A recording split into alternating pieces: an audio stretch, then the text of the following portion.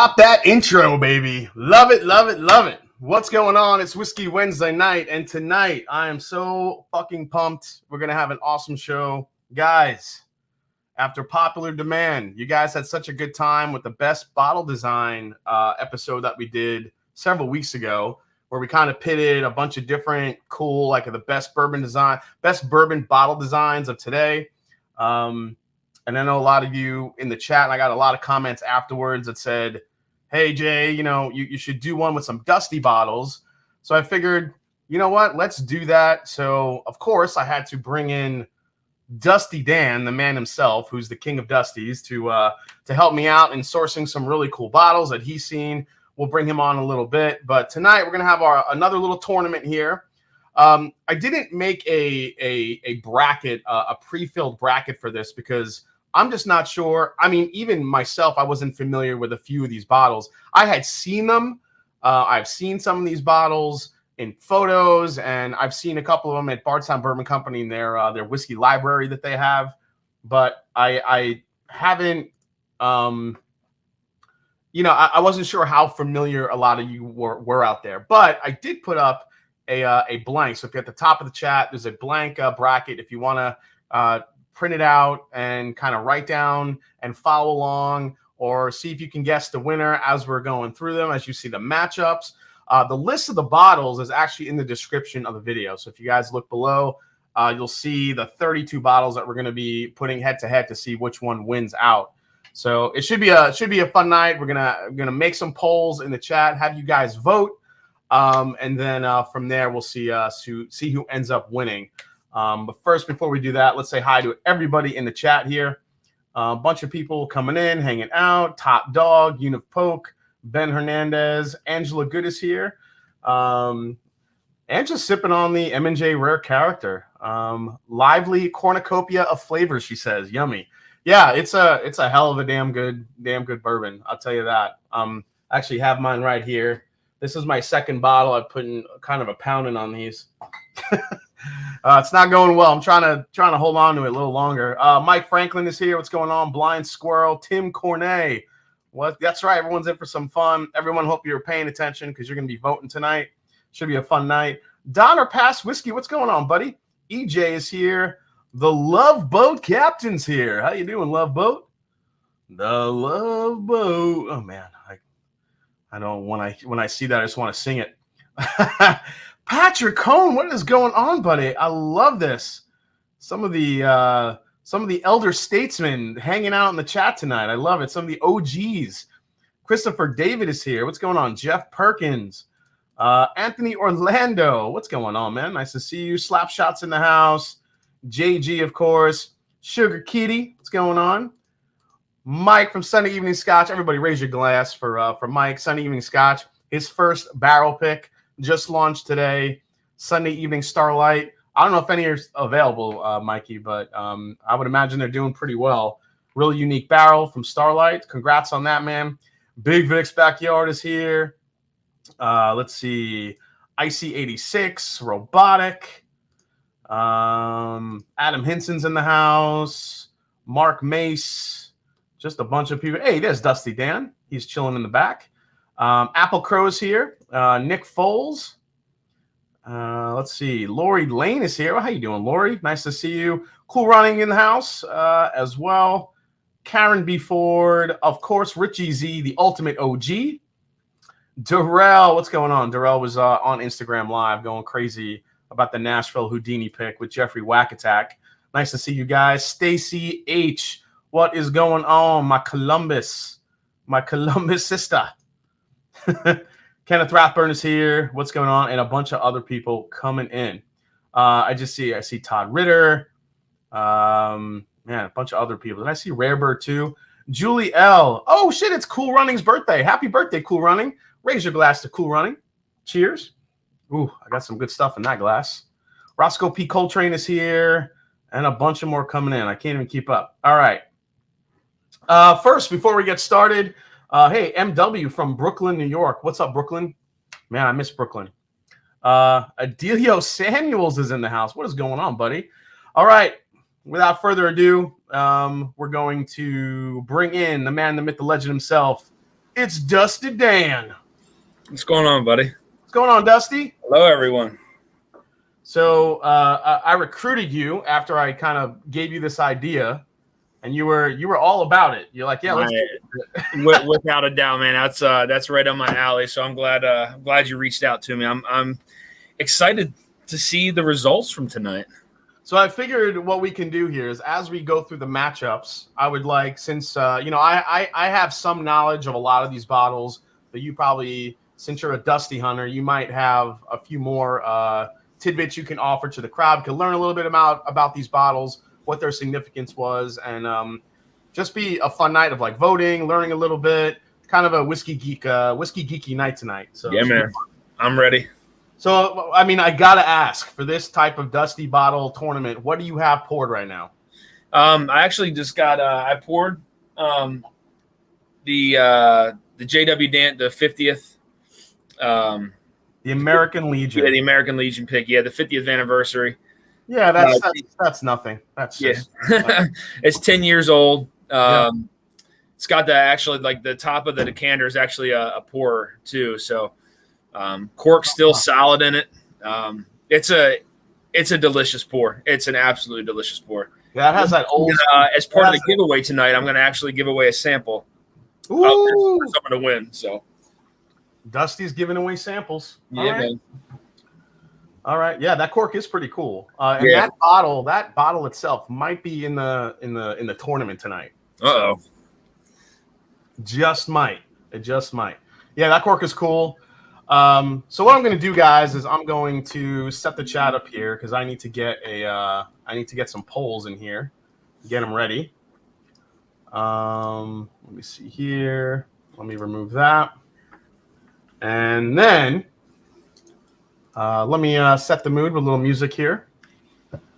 So what have you been beside? Did you just acquire that bottle, that decanter? No, I've had this one for. I think I've had it for a couple months now, something like that. So, I mean, fairly recent. Okay. All right, so fairly recent, but anything else you've picked up? I just actually grabbed this. I just got this. 89 turkey. I know I'm a little crazy with the wild turkey, but it's an 89. It's an 89 turkey. Hey, man. And it's those old turkeys are 8-year, 101 proof. I like to get to the 80s, the late 80s turkeys. Yeah. Big Vic's barbecue starting with the first giveaway. I don't know if we have someone in the chat that can help me track these, but if anybody can help me track these, please do. Bourbon's in the house. Amazing how many of the old damp bottles have survived. It's true. Yeah. I mean, one of my other recent pickups was an old Fitz. Picked up an old Fitz decanter. I think I posted a picture of it on Instagram. Yeah.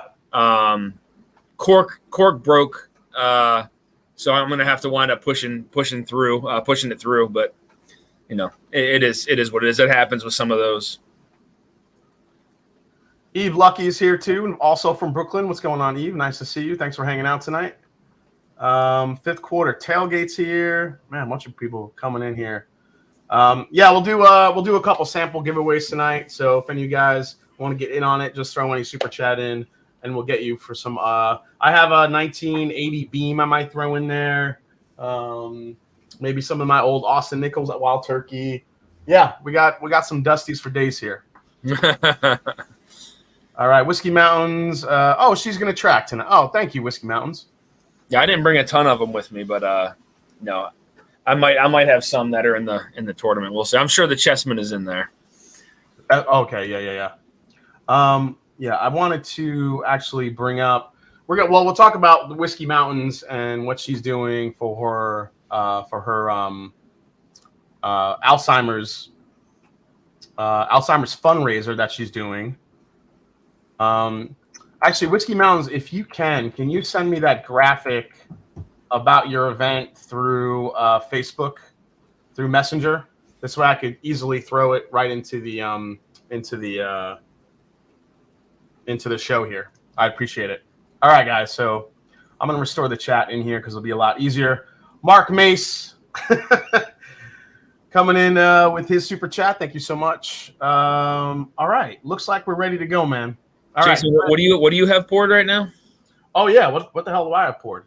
This is a sample I got of a Parker's Heritage 24-year-old bourbon pre-fire. Yeah. The 24-year bottled and bond pre-fire. Pre-fire Heaven Hill is amazing stuff. So different. I'm just saying, it's kind of epic. So here, man, cheers to you. Thanks for coming on tonight, buddy. Cheers, buddy. Thank you.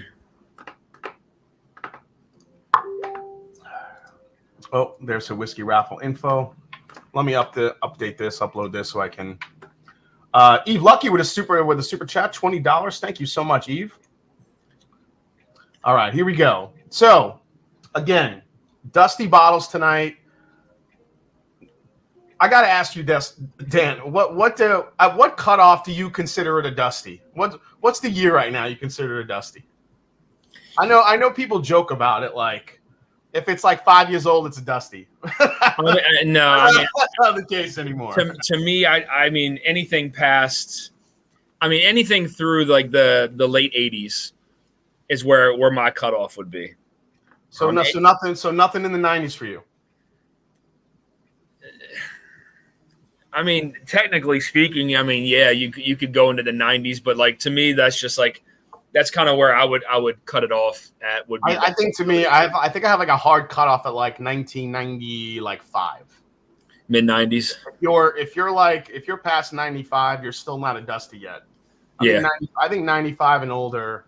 Maybe even I mean, I guess as we continue to go on, I mean, yeah, I mean, eventually the 90s, the 90s are going to be dusties at some point here. At some point soon. Yeah.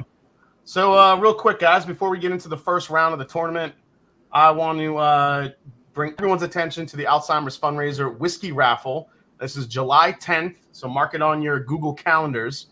Email Adriana if you want to donate a bottle. Every $5 gets you an entry. There's a shit ton of bottles in there right now. I'm donating a couple as well. But all the proceeds go to raise money for Alzheimer's. She did an amazing job last year of raising some money. So mark it down on your calendar, 9 p.m. July 10th. And hopefully we'll raise some more. So, all right, buddy, you ready for this? I'm ready. All right, so here's the first matchup tonight. First, before I do it, let me get the poll ready.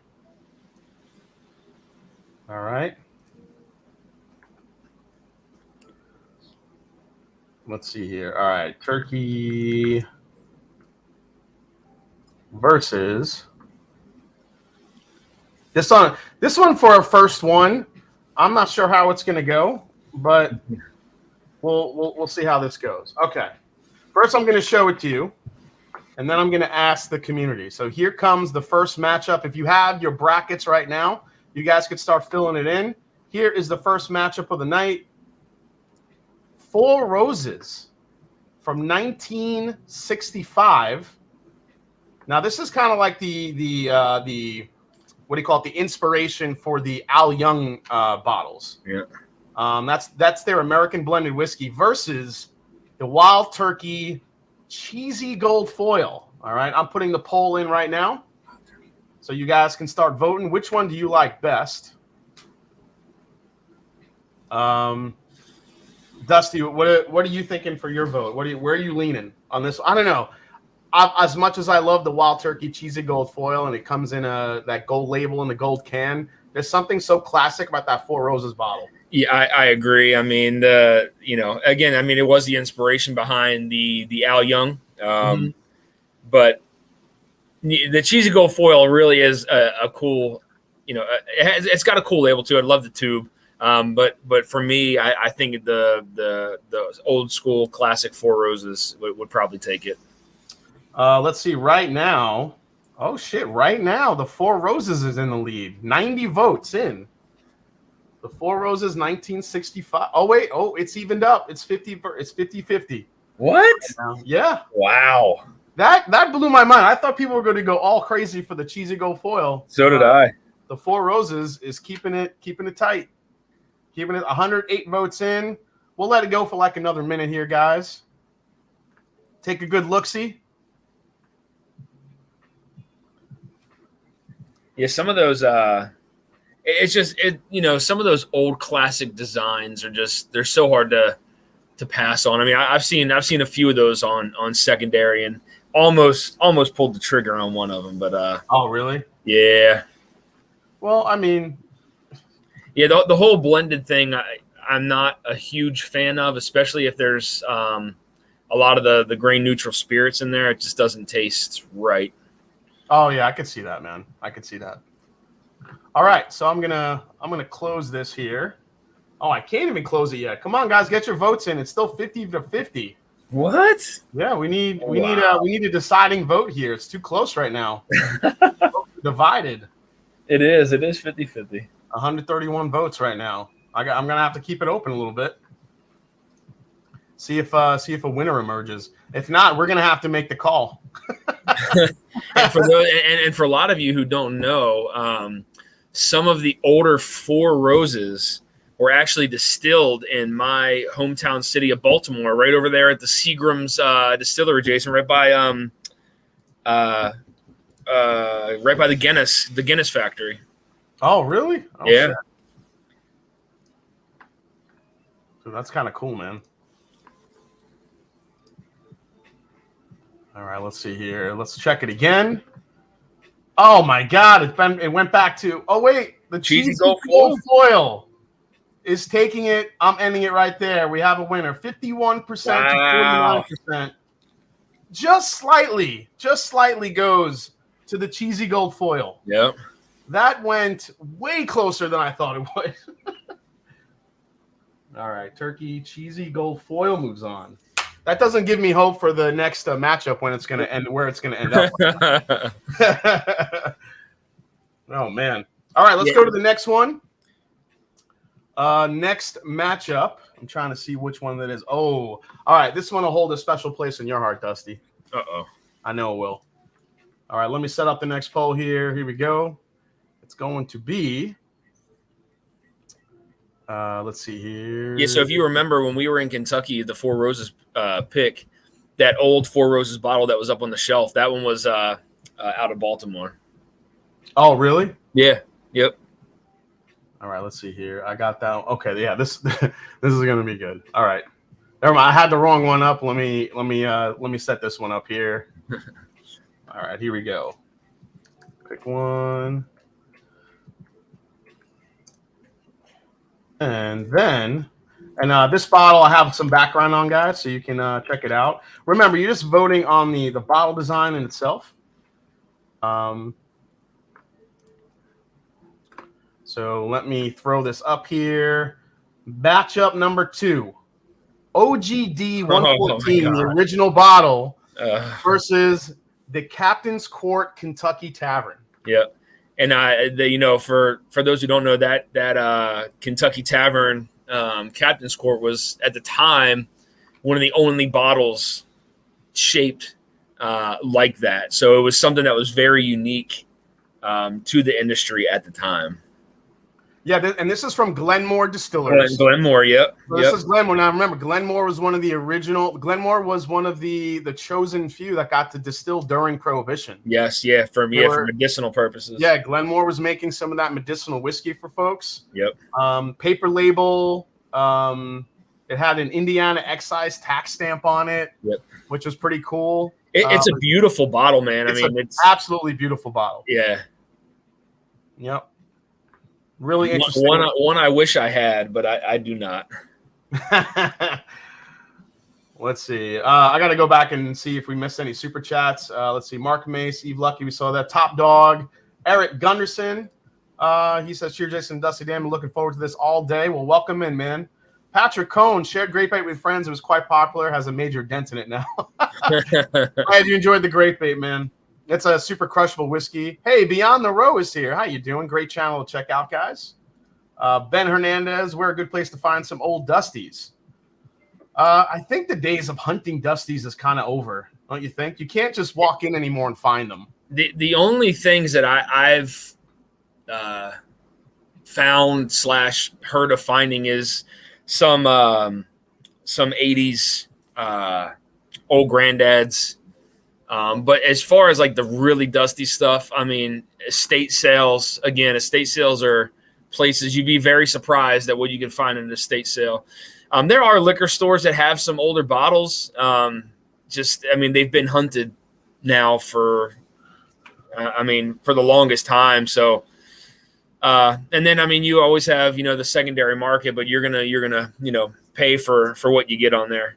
Unfortunately, yeah. You have a secondary market, which is there's still some good deals out there, but some of the real rare stuff you're gonna end up paying an arm and a leg. But yeah. Estate sales is where I tell everyone to try to find stuff because you never know. And if you go to an estate sale, some folks don't have the whiskey out, but if you ask them, hey, do you have any old whiskey bottles laying around? They just might. So that never hurts to ask. Yeah, that I think I saw one of those captain's courts, the Kentucky Tavern, go for like $2,200 on the secondary, if I'm not mistaken. So, you're gonna pay a pretty penny for it, but they are this Kentucky Tavern that we're looking at right now. Yeah. Yep. Wow. Yeah, I know a guy who actually lives in Maryland who just picked one up. So, all right, let me throw this up one last time, but I don't think we're gonna need to because it looks like it's 62% to 38% for the Kentucky Tavern, and that's kind of how I thought it would go. So, awesome job, Kentucky Tavern pulls it out. All right, next matchup. This one might end quick. I'm just saying. We'll see. That JW Dant reminds me of like bubble gum. Oh, does it? It's very sweet. Yeah. It's got a very interesting All right, here comes the next matchup, guys. It is the Old Crow Chessman versus the Wild Turkey Tradition. This one should end fairly quick here. I'd be shocked to say that the Tradition would win this one. And I've always wanted one of the the dark pawns or the dark. Thanks for hanging out, Ian. Appreciate it, man. Let's see. Loveboat Captain says I got a 58 and 62 crown from my grandpa. No hurry to try it though, he said. Yeah. 60, that's old 62 stuff, to 38, almost Fibonacci numbers. Stacy H is saying, what the actual fuck? Yeah, so Dusty Dan, why don't you tell us now? Old Crow Chessman has gone down in history as Fred Minnick's favorite bourbon ever. Yeah. Obviously, there's a lot of variation between some of these decanters. Yes. But if you get one of the good ones, and Dusty was actually kind enough to let us try it, let us try one of those, and dude, that thing was probably one of the most unique and not one of the most delicious bourbons I've ever had in my life. Yeah. Again, man, it's not even close. Chessman is destroying. Oh, look, you just happen to have one sitting there. Look at that. Yeah, it's these are from 1969. They are 10 years old, 86 proof. It's a 4/5 quart. And then one of the really cool things about it was at the time you were able to order like a rug basically, and to where you could actually, if you had enough of the Chessman, then you could play on that little carpet. But yeah, it's some of them I agree. I've tasted 3 different ones now, 2 of my own and then 1 from someone else, and there are some slight variations in them. And a lot of that has to do with the weight of it too. How much is evaporated and oxidized. Yeah, for sure. But I would definitely say this is probably in my top 10 that I've tried ever, for sure. Definitely in my top 10. Yeah, it's not even close. Let's see here. A Chessman is on my list of bourbons to try. Yeah, Todd Ritter, if you ever go to a place and that's an option, I don't care what. It's a hopefully you get a good. Yeah, there are knights, there are pawns, all the pieces are there, Whiskey Mountains. Yeah. It's an entire set, and you could literally play them on the big carpet. Yep. I went to a store in Florida, and they had the entire set. Oh. The decanters were empty, but they had an entire set. Yeah, they're lights. There's lights and then darks. The darks are almost like it's like darkish green. I would say like a greenish black color. But Justin Jenkins has a Kentucky Wildcats decanter that recently found and has 1992 Van Winkle in it. There you go. Shit. There you go. I love kind of talking to folks and seeing what Dusty's that they've been able to find. Yeah. So, all right, guys, I'm going to set up the next matchup here. And we're going to go with what's the next matchup here? Can I see? Oh, this was the one I was looking forward to Dusty. All right, here we go. Where is it? There it is. Okay. So here we go. This is the yep. Okay. 0.75 versus got an old charter I'm going to start sipping on now. Oh, Old Charter? Nice. Yeah. All right, here it comes, guys. This is the Austin Nichols 1.75. Look at that beautiful 1.75. Yeah. Versus the Special Old Reserve. That is a bottle. Now you have a bottle of the Special Old Reserve. So why don't you tell a little bit about it? I do. So that was produced through the what is that? The American Medicinal Spirits Company, I believe, if I'm not mistaken. So there were several distilleries that were able to produce Special Old Reserve. Mine was made out of the Melwood Distillery, which obviously folded during Prohibition. Mm-hmm. But there were several other distilleries that were able to produce that Special Old Reserve. So it wasn't just the one where it was made out of. Yeah. But again, mine was made. It was made in 1917, and it was put into the bottle in 1933. So they were put into, vats to hold at the time before they could be put into the bottles after Prohibition ended. Yeah, I remember you telling us how it was distilled pre-Prohibition and then it couldn't be bottled till after. Yep. But it held up really well when we tried it. It was one of the most. I really thought that was gonna be a funky, nasty nightmare, and it was not at all. No, not at all. And to be honest, like the fill level that's on that picture right there is probably where my fill level was. It was just right below the shoulder, so it held up. It held up well. Wild Turkey Dusties are just hard to beat. The vintage turkey logo just gets my blood pumping. All Waylon Jennings, if you ask me. I love that. William Birding says Octagon for the win. Get in the Octagon. Yep. Why don't distillers bring these back for special releases? I think to make these bottles the way they used to make it back in the day, it's all about expense. Yep. It's all about expense. It's all about the bottom line. I think if they, look at the bourbons today that do have a fancier bottle than others. The prices are usually a little bit higher. So let's see what the polls says here. And underneath of that tack strip on the Special Old Reserve is actually a metal safety pin that I had to cut with a knife just to get it to pop open. That way, it was secure from being counterfeited. Dude, I don't know if this may surprise you, but the Octagon from Wild Turkey destroyed Special Old Reserve. To be honest, I believe it. I voted for the turkey. Nicholas says, love both your channels. Keep up the good work, guys. Wild Turkey Dusty for the win. Yeah, so honestly, I had never seen this old 1.75. So when I saw it, I was like, oh my God, I got to put that in the tournament because that Octagon look is so fucking cool. It's different too. It's very different. I think they someone may know this in the chat, but I thought that bottle design also came out as was it a flavored liqueur from Wild Turkey too? Yeah, there was a liqueur bottle. When I was doing the research on it, I forgot what it was though, but something did pop up. Yeah. All right, let me get the next poll up. But I'm wondering because it had such a high vote count, how far that bottle's going to go tonight. So we'll see. Yeah. Now coming up, guys, this might be a weird one, but we'll see how this goes. I got to try one of these rather recently, and I was very impressed with it. So here we go. This is the Old Stagg Special Reserve. Oh my God!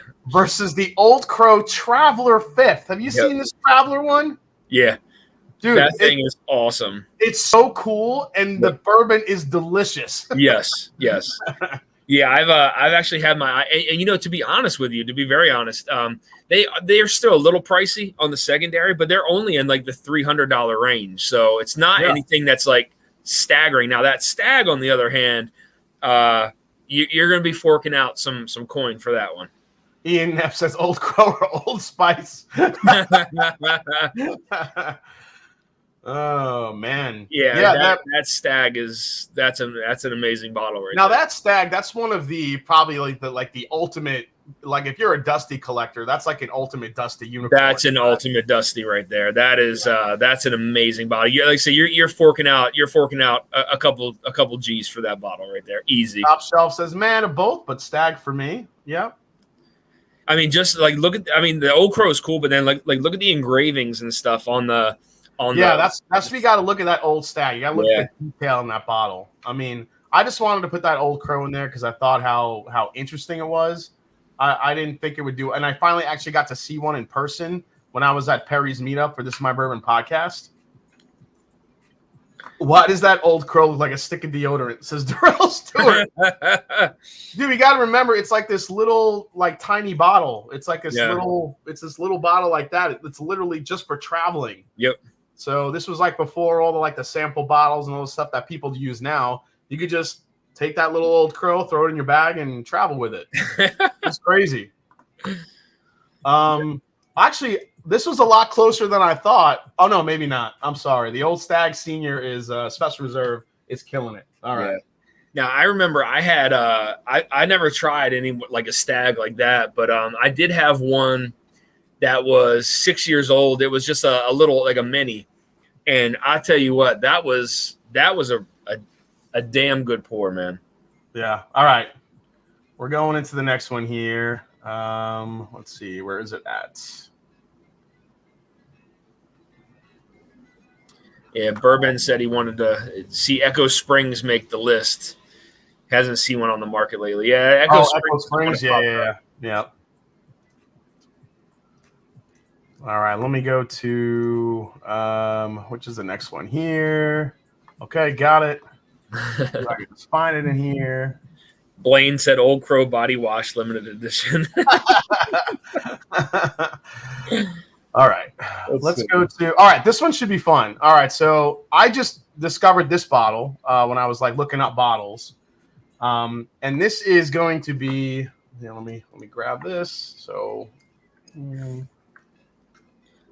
Oh, wait. Oops. This Old Charter's so good. Some of those old charters are pretty delicious. And butterscotch. And that next one was the let's see here. It's funny how butterscotch is such a dominant note on a lot of these Dusties, isn't it? All right, here we go. Yeah, we did Fancy Francie. There was a lot of good bottles at Perry's meetup. All right, here's the next one, guys. It is boom. Overholt 1810, the Sour Mash Rye versus the James E. Pepper Special Bottled and Bond Decanter. Yep. Check that baby out. That's the best picture I could find of that damn decanter, though. I'll tell you that much. Yeah, there's not a lot of those around. There was one that was sold on the secondary market. That's it. That's the only time I've ever seen that bottle. All right, I just put the poll up, guys, so you can check it out. Go for it. Go crazy. That Old Overholt is really cool, though.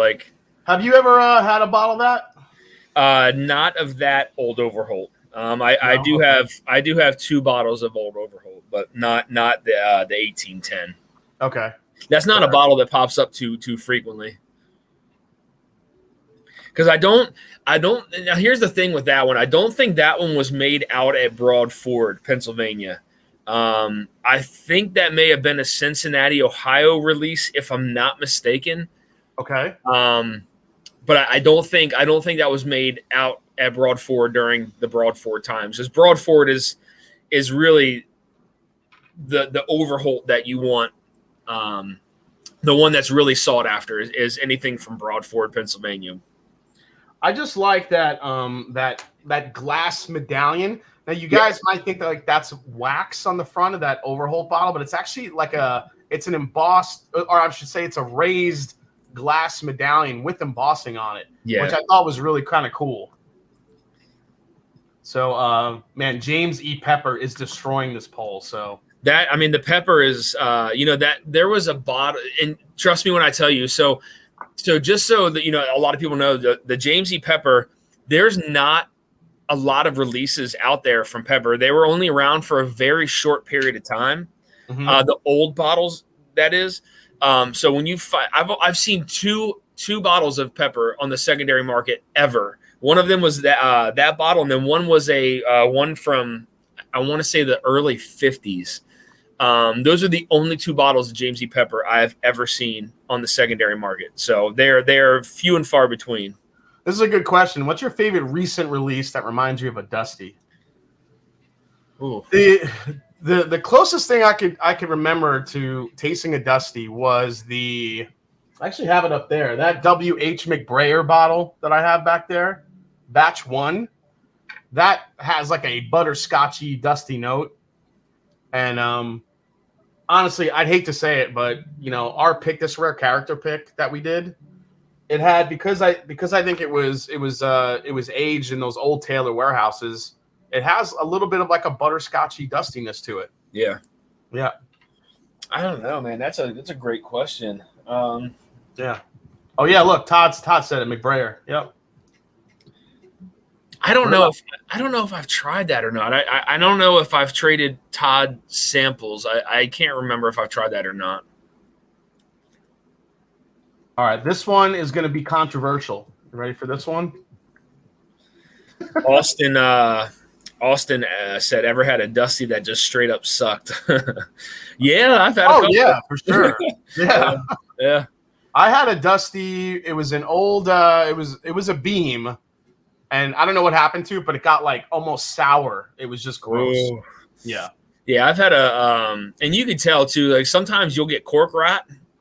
If you got cork rot on a Dusty, you may as well just not even drink it. Or if it's if it's a really low fill, then the proof's gonna be messed up. It's gonna be oxidized. Kind of comes off a little flat. Some of them are just have too much of that dusty funk to them to really enjoy. All right, you ready for this one, man? Let's do it. Now, one of these bottles, I wouldn't say it's exactly a Dusty, but I had to throw it in because a lot of people wanted me to throw it in there to see how it did. But the other one is definitely a Dusty. Here we go. Oh. The Elijah Craig Pirate bottle versus the original Booker's. Booker's, yeah. So that is the first bottle of Booker's from whatchamacallit, from 1979. Yep. There's just something about those pirate bottles that is just sexy, man. I mean, I got one behind me, but Lucas Opener, we mentioned earlier what's the best way to find Dusties. Honestly, I think we mentioned estate sales, and even if they're not selling any bourbons or whiskeys at estate sales, you just ask them if you have any bottles of whiskey laying around. And sometimes they'll say, "Oh, I think I do. Let me bring out some, see what you like." Some people get really lucky in that aspect. I mean, there's auctions, and then you have the secondary. There are some values that are better than others on Dusty bottles in the secondary, but there are some you're still going to pay out the ass for, unfortunately. Yeah. Yep. Yeah, I mean, that's the downside to them. You know what I mean? Just knowing the rarity of almost every single bottle that gets sold on the secondary market. I mean, you're gonna pay a little bit of money for. So yeah. Let's see. People are saying Adam Hinson's going, "Oh man." Justin's saying this is the toughest one. Really? Okay. Darrell Stewart, I knew where you were voting, buddy. Yeah, I mean, I voted pirate bottle. Like I said, I love the look of Booker's in the script on the label. Yep. Yeah. Bring back the bag of Booker's, get rid of the box, and they will add another $20 to the bottle. I don't know about adding the money, but I agree. I would rather see the bags back rather than the stupid freaking wooden boxes that take up half my shelf space. All right, so let's see how the voting is going here. Oh wow, the ECB Pirate bottle just destroying. Okay, Yeah. 69-31. All right. Well, that one went pretty much the way I expected. Yeah, this is actually I have a couple really favorite batches of these, but the 128 proof one is just, there's something about the 128 proof one. I know a lot of people try to aim for the higher proof on these. That, I mean, that 139.4 batch 11 delicious is one of the best bourbons in my room. It's delicious. It's not even close. That's good. I think the 135.6.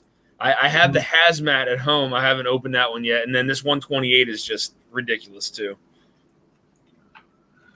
All right, so next one up. Here we go. Oh no, we did that one. Okay, this is. Just want to make sure I have the right ones going head to head here. Yep, these are two decanters going head to head. Uh-oh.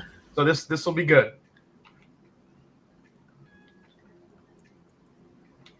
I'm just writing down what we got here. Okay, here it comes, guys. Let me set the poll up. I'm about to pour my next Dusty though. So what are you pouring? You know what? I'm gonna dive into actually that rye that you gave me. Uh-oh. We'll get into what it is when we get to it, because I'm gonna savor the shit out of that. All right, here we go. And this one is the. All right. You ready for this one, man? Let's do it. Here it comes. Boom. Oh. Old Fitz 101 going against the Old Granddad Bi-Centennial. Now, I tell you, that's just a good matchup. Yeah. So the Bi-Centennial bottle was basically a celebration of Evan Williams. So this was a 1983. Yep.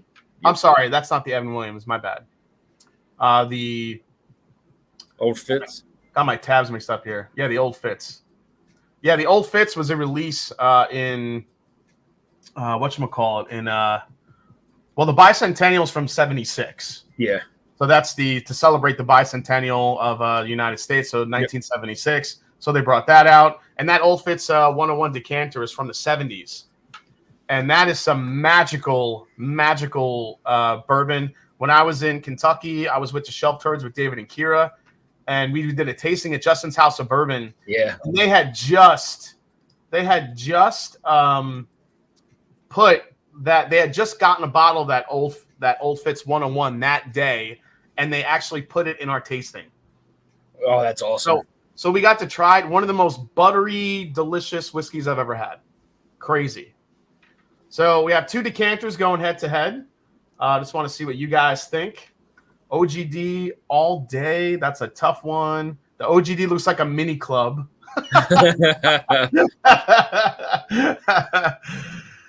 I tell you though, man, I'll say this: some of the bottle designs from back in the day are just amazing. Decanter or not, just very unique.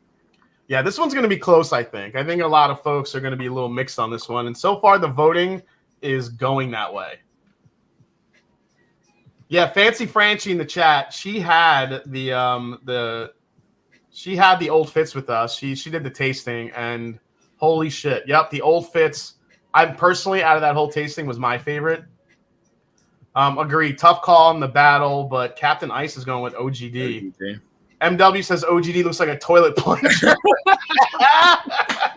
Oh, that's good. No, bowling pin, Old Granddad bowling pin edition. So it looks like the OGD Bi-Centennial, even though people are making fun of it, are so far the poll is leaning that way. Really? 169 votes. It's 53% to 47% in favor of the OGD. Interesting. Wow. What did you vote for?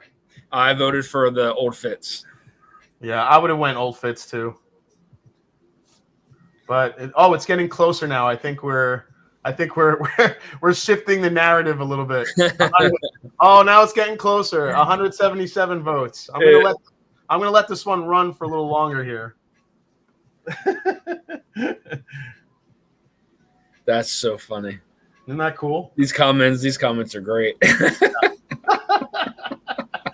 It's starting to turn. Oh wow. Votes. It is. It's like it's neck and neck right now. Yeah. And as far as the liquid inside, I never tried the old Fitz 101, but I have had several old granddads, not necessarily from the 70s. I've had some that are a little some from the 60s, 50s. I don't think I've had any OGD from the 70s, but that old school granddad is just absolutely amazing. So have you so the old school granddads are some of my favorite Dusties to get, because you know why? They're not, you could find some great ones from the 1980s that are still relatively affordable. Yep. You're not gonna have to overpay for them, and it's some of the best like buttery whiskey you're gonna have. Yeah, that's from the National Distiller days. Yeah, for all the National Distiller stuff, man, that's the one you want. Yep.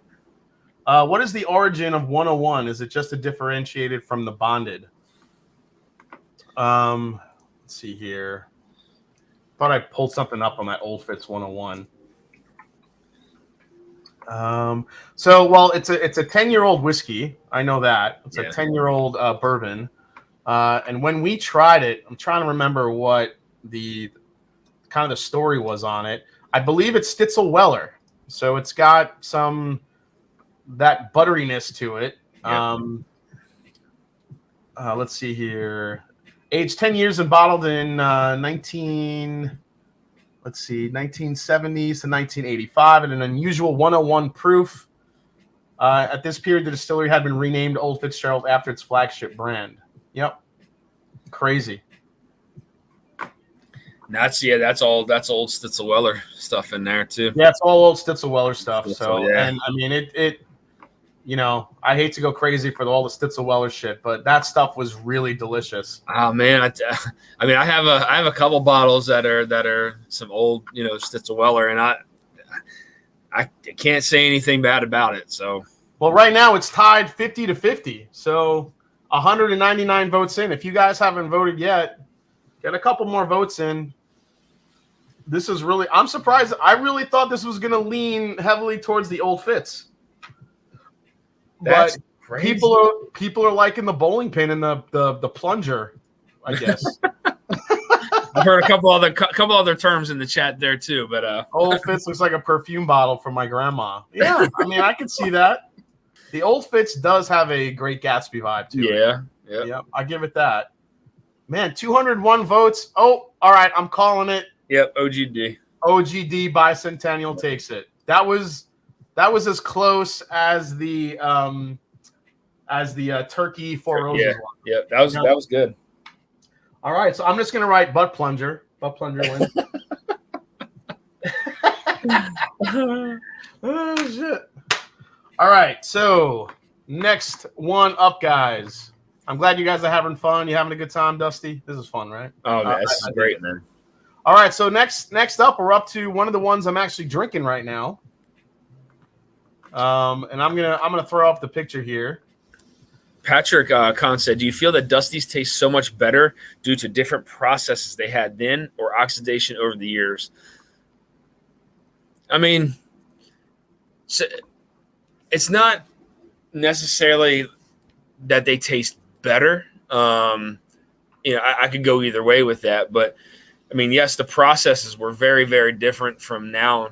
From now, than back then. Like, back then was some, depending on the time period, was like truly handmade bourbon. I mean, it's you're talking like, for instance, like the Special Old Reserve. I mean, they didn't have machines and stuff to run all that stuff back then. And if they did have any machinery, it definitely wasn't high tech like they have now. Again, you go back to different wood, different water. The corn they use isn't hybrid like they use today. It was either white corn or yellow corn.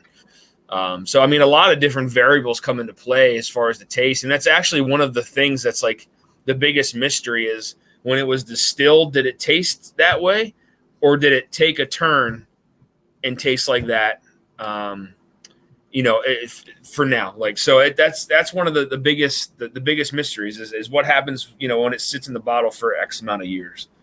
Yeah, I think this is something that I lean toward. This is more of my thing because I think the barrel out of anything, I think, is what gives a bourbon most of its flavor. I mean, you can talk about grain for days, and obviously the grain was different, back then.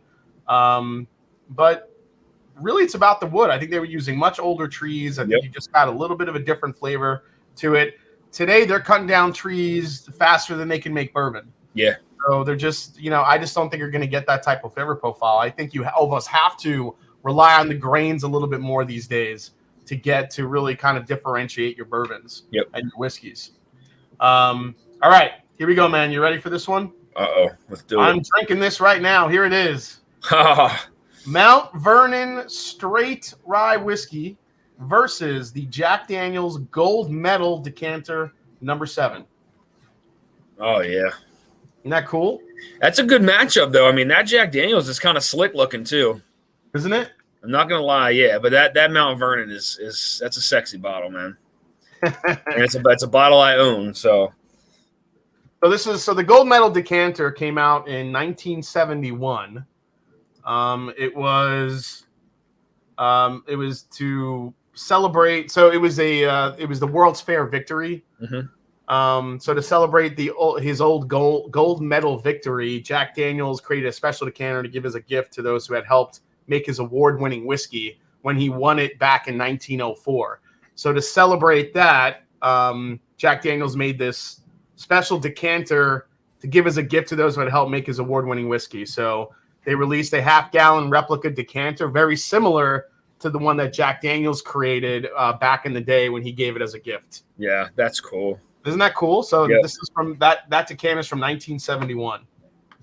And that Mount Vernon Rye. All right, so tell me about this because I'm drinking it right now. Yeah, so that is it was produced by National Distillers, and it is out of Baltimore, Maryland, man. So it's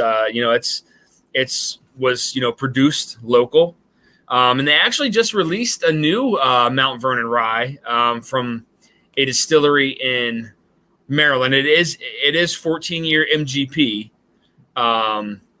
But yeah, a new Mount Vernon Rye was just released. So again, that old one is bottled in bond. And I did send you a sample of that, and that's from the 30s. I think it was 1935. I want to say 1935, 1936 is what I sent you. This has like a flat root beer cherry cola thing going on. Yeah. Holy hell. Yeah, it's like some of that sassafras, a little bit. Totally get that. And this poll is going straight to the Jack Daniel's, the Gold Medal Decanter. People are loving it. Yep, it's a slick. I mean, that's a slick decanter. All right, let me grab this one and take this one off the. Let me grab that one. All right, so great matchup there. But dude, this is wild for a ride, man. Yeah. It's again, like the profile on it is just, it's very different. I was gonna say I want to see what you get on the palate. There's like an old, I get all the rye grain and a little bit of spice, like a burnt like wheat bread or rye bread toast, I should say. Yeah. Like on the very, very end. But up front, it's all like flat cola, spice. Yeah. I get like this wave of, you know what I'm getting on it? And it's no joke. I'm getting Tootsie Pop. Do you really? Like, you get a little chocolate? Like the little bit of chocolate, like a little Tootsie Pop. Totally. And like at one point, I swear, like, because I was sipping on it for a little while, I got a little bit of like a chocolatey mint in the very back of the palate. Dude, yeah, I could see the mint. But man, I'm getting that cherry Tootsie Pop. It's just sitting there. And now I'm getting the lingering ride. Dude, thank you so much for sharing this. That's crazy. No problem, man. All right, so great question from Eric. With the cask shortage, any chance some will switch to refill casks and sells American whiskey, or push to have the new oak requirement changed? From what I'm hearing in the industry, they're trying to come up with a contingency plan for any sort of barrel shortages. whether it be smaller barrels, whether it be used barrels, definitely is an option. I don't know what's gonna be the end result until we get there, maybe in 2024. I don't think we're gonna see a rule of law change. I think bourbon is so sacred. I don't think all of a sudden they're gonna be like, all right, we can use whiskey cask, let's change the rules. I don't see that happening. That's my opinion. But if there is a long-term shortage, I think you'll start seeing some more reused casks. I think you'll see some more blends, and I think we'll see some more of like a double casking type thing in use cask to kind of change the flavor profiles. So we'll see. Or maybe guys will just keep holding on to their barrels and we'll just get some super aged whiskey and they'll be afraid to release stuff because they need more barrels. That'd be nice. So maybe like 10, 12 years, we'll just start seeing all this ultra aged whiskey because they weren't releasing anything. Yeah, and Scott JG in the chat, he has a good point. Scott and bourbon just may get way more expensive than it's already getting because if the shortage breeds demand. Yeah, very true. All right, so let's go to the next one. This ought to be a fun one too. Well, they're all kind of fun matchups in the beginning. These are great matchups, man. This is great matchups. So here we go. Next up, and this one is the. This is a cool bottle. I do like this bottle, but let me go to. This one might be. I don't know. I don't know if this is going to be close or not. But I'm going to throw it up here. It is the Ancient Age, the full 6-year-old Ancient Age, one of the original bottles with that nice little gold medallion on the front, next to a very old Barton. Now, this bottle, a very old Barton, is from the 1970s. So this is before they made the entire bottle shape change. Yeah. And I thought it'd be kind of cool to throw this one in. I'm not sure if folks had seen that one. Let me throw the poll up here. That is I do have a bottle of the very old Barton, and it's that has a very interesting flavor profile to it. I'll say that. It's not that it's bad. It's just very different. The Barton does, you're saying? Yeah, the very old Barton. Now, Barton has always continuously, supposedly from what I've read, used that high rye mash bill. I don't know if that was true in the beginning when they were doing that. Were they still using a high rye mash bill? I don't know, but yeah, I don't know what the mash bill is on that very old Barton, but to me, I would agree that it has a very high rye mash. It's just the flavor profile. The flavor profile is very different. To be honest, it's probably one of the most unique flavor profiles of a Dusty that I have. Phil C actually has a good comment here. He says that the Ancient Age looks like half the rums on the shelf. That's pretty accurate, actually, now that I think about it. All right, I'm going to end this poll. The Ancient Age is just destroying it. All right, so Ancient Age it is for that one. Blaine said, "Thank you, guys. We need more of this Dusty and drum." Damn. Yeah, man. All right, yeah, we're gonna make it happen, Captain. All right, here we go. Yeah, you guys are just we're just kind of nerding out tonight. So I needed one of these. I haven't done one of these in a while. Yeah, this is fun. All right, so I'm gonna pour some of the Beam bowling pin next, actually. All right, here's the next one coming at you guys. Let's see how this one does. It is the Cream of Kentucky versus the Old Four Roses pint. Oh, God. Now, see that? Now, that Four Roses pint is when it was produced out of Baltimore. Yep. And, I mean, you talk about a fancy bottle. Look at the – look at that bottle, though. Yeah. And I think on the backside was like a big rose, if I'm not mistaken. And that Cream of Kentucky, I have that bottle too. That's a damn good bottle from 1955. All right, poll coming in, guys. Here we go.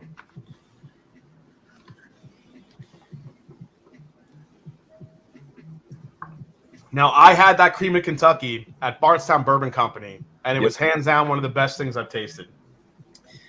Yeah. I mean, that bottle of cream of Kentucky, too, like that heart outline, that's all on the glass. You know, the sticker on the inside, you know, is a sticker, but very fancy bottle there, too. Robotics said the Four Roses just dropped my panties.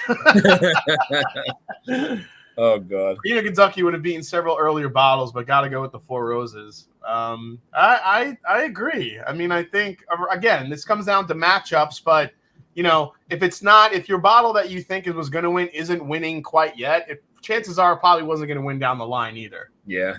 So. Yeah, that cream of Kentucky, that's a great Dusty. I enjoy that one. I think I've brought it down to half the bottle now at this point. Yeah, I'm ending the poll because Four Roses crushed it with like a 90%. Oh wow! Yeah, 89-10. Yeah, crazy. I didn't think it was going to blow it out of the water like that. Yeah, me either. All right, let's go to the next one here. So this is an interesting bottle. I'm hoping you can maybe shed some light on this one, buddy. So this is the, let's see here. Oh, let me unclick that. This is the next matchup. And this was the bottle. This was the bottle that Dusty actually had. Yeah. This is the one that he showed. So on the left, you have the Bourbon Supreme Premium. This was called the Eagle bottle. Yep. I'm not sure what's on the top of that bottle. I figured I'm not going to ask. and the one next to it was the one that Dusty had showed before, which was the American Legion. Yeah. Yeah. Yep. 50th anniversary of the American Legion. Yeah. J.W. Dant, decided to come out and commemoration for it, and the top to that is actually it's a pourer, so you can flip the bottle upside down and fill up that top piece.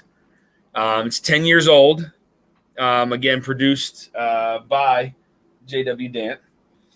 And so I think it was distilled in two different places, Louisville and Aladdin. Actually, three. I think it was Louisville, Kentucky, Aladdin, Pennsylvania, and then Fresno, California.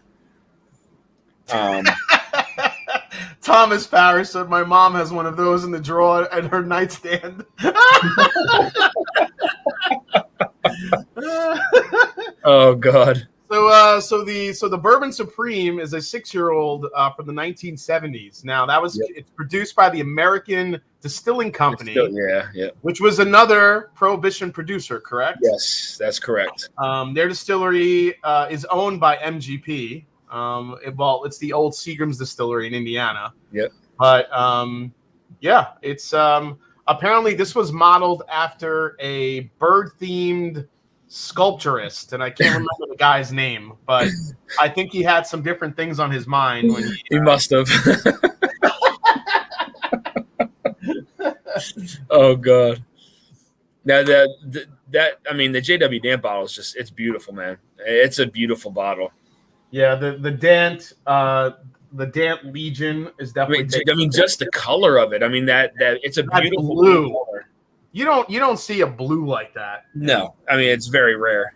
I mean, again, you see it in wine bottles maybe, but not whiskey decanters. Yeah, look at that. Oh my God! On the side, now on the back, it's got a cool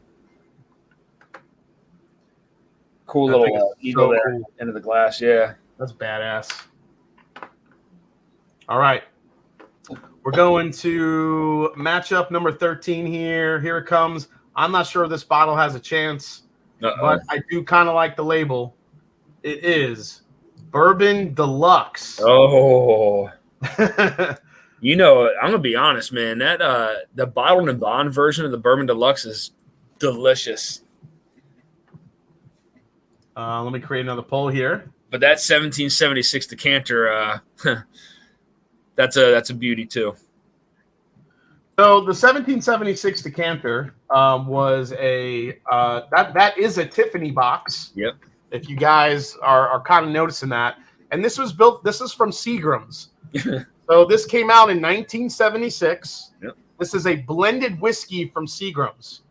This was this commemorated the 200th anniversary of the United States. So 1776, 200 years later, 1976, when this was released, presented in a cut glass decanter designed by Tiffany and Company. This was bottled at the Seagram's Distillery at the time in Maryland. Yep. And before it was dissolved into the 2000s and was brought up by Diageo. So, yeah, the whiskey the whiskey inside there is not the best. I'll say that. But the design of the decanter is beautiful. You've tried that one? Yeah, it's not that great.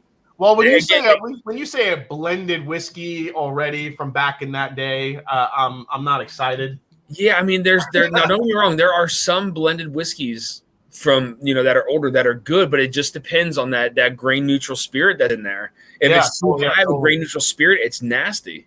Yeah. This one isn't even close. 1776 decanter takes it. Yeah. JG, I think, is getting sexually aroused as he's looking at these bottles. All right. We're going to run through these last couple matchups before we get to the Sweet 16. Here we go, guys. Next one up. This one makes me happy. This will be an interesting one. You ready for this one, Dusty? Let's do it. Here it comes. The Jim Beam bowling pin versus the Wild Turkey donut. Oh my God, I'm drinking the bowling pin right now. Oh, that Wild Turkey donut though is just that's such a cool bottle. Again, that's something that was just it's very different. You don't see bottles like that at all. Yeah, I know. Here we go. Here it comes. Okay.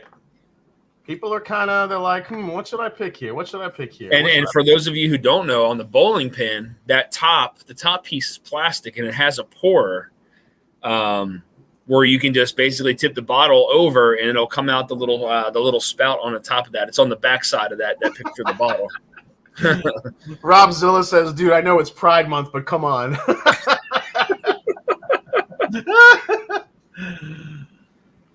So there's not a lot of barrel-proof single-barrel Wild Turkey out there. Yep. There's only been one release under the banner, and it's this one, Kentucky Legend, which was bottled at 101 proof. Well, it's not to be confused with the export. The export was bottled at 101 proof, but the domestic, or the donut as it's called, was released at full barrel strength. Yep. So that's why this is such kind of a legendary bottle. Yeah. And those, I mean, for those of you that are interested, those bottles are on the secondary market, but they're around the $1,000 to $1,300 range for them. For the now, you talking the 101 exports or the barrel proof donuts? The barrel proof donuts. Okay. Yeah, Eric Waite says the Wild Turkey donut looks like the XO cognac bottle. It does. Actually. Oh, totally. Yeah, you totally see that. Yeah, this one isn't even close. The donut's taking it right now. 158 votes so far, 75% to 25%. Yeah, Blaine said the backside of that really, Dan. yeah, on the backside of it. So when we cut, so look, so on the top, there's a little spout right here that opens. Oh shit! Look at that. Yeah, and you can pour the whiskey out that way, and it's just like I said, it's just a plastic top. And it has like the pourer in here, but yeah. Kevin Elizondo is asking, what's in the Wild Turkey donut anyway? It's let me see here. Well, it's barrel proof Wild Turkey. Yeah. And from what I understand, it is it's a non-age stated release, so there was never an age on them, but some of those are about 114, 115, 116 proof. Yep. It's old, delicious, Wild Turkey. You can't really get around it. Like I said, these were in the 80s and 90s about these bottles were out. Eric Waite is asking if the pin bottle vibrates. I didn't know we were going to have such a dirty mind tonight with everybody. Donut by a long shot, although I grew fond of the Old Beam. All right. All right, well, let's go to we have two more matchups, and this one ought to be good. Uh-oh. Ready? Let's do it. It is. This one, I don't know if this will be controversial, but here we go.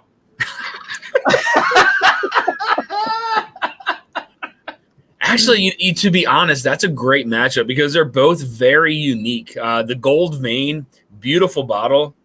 The Dickel Long Neck, again, that's a very unique bottle too. A very unique design. So we have the Old Weller 107, the Gold Vein, and the Dickel Long Neck. Now, I remember now, this is off of bottle design, not of what's inside. Yeah, bottle design. You're not talking about the whiskey, guys. So this was bottled in 1987 to celebrate the 110th anniversary of the George Dickel brand. Yep. Now it's shaped like a powder horn, which were hollowed out cow or bull horns used to store gunpowder in it. Yep. It's also supposedly a replica of the bottle used for the 1964 release, which celebrated the reopening of the Dickel distillery. Yep. So, interesting. Have you ever tried either one of those? I got to try the Gold Vein, actually. Yeah. Yep. How did you like it? I got to try the Gold Vein, and I enjoyed it. It has just a different. It was very weedy. What can I? Yeah. I mean, that's the best word I could come up with. It was very weedy. People saying limp Dickel. Okay. Guys, if you haven't yet, please hit the like button after you vote. Really appreciate it. Definitely helps the video. And if you haven't yet, there's a link down in the description to subscribe to Dusty Dan. And thanks for coming on, buddy, and hanging out. Oh, this is great, man. I'm glad you hit me up. I appreciate it. JP is mixing them. He's calling it the Veiny Dickel.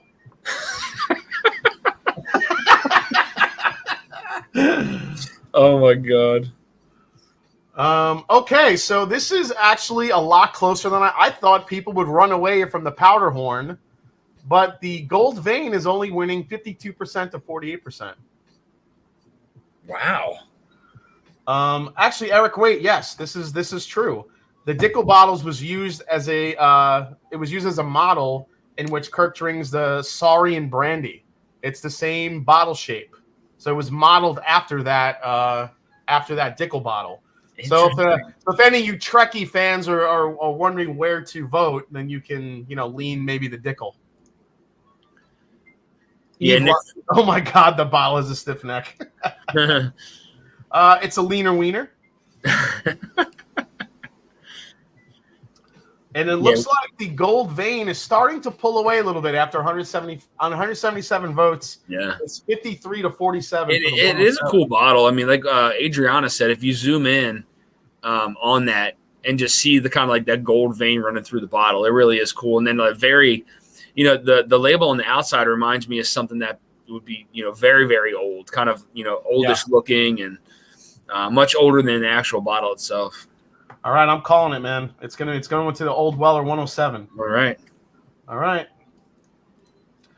last one, guys. We're just going to go right into it. Here it comes. One last Wild Turkey bottle because they just had so many cool bottles. This is the Wild Turkey Tribute 15 here. This was an export. Going against the Evan Williams 200 anniversary decanter. They both have decanter, type of looks and feels to them. But the Evan Williams decanter was brought out to celebrate 200 years of Evan Williams distilling. Man, I could go either way on either one of those bottles. Yep. I'm gonna vote. Poll coming up.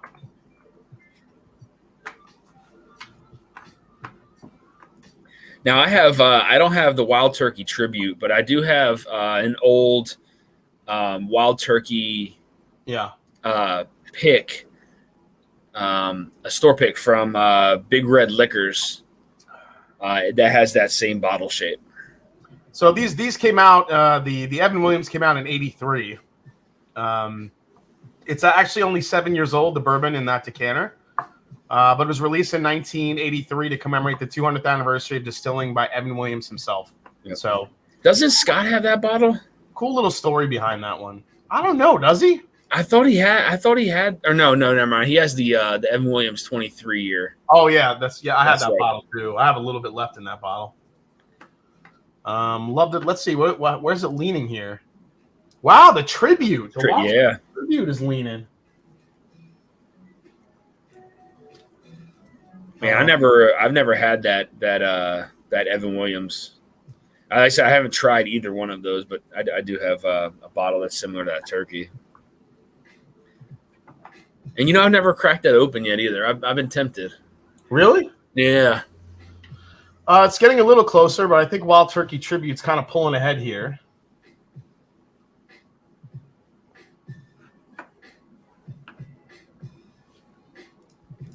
So people like the big cork toppers.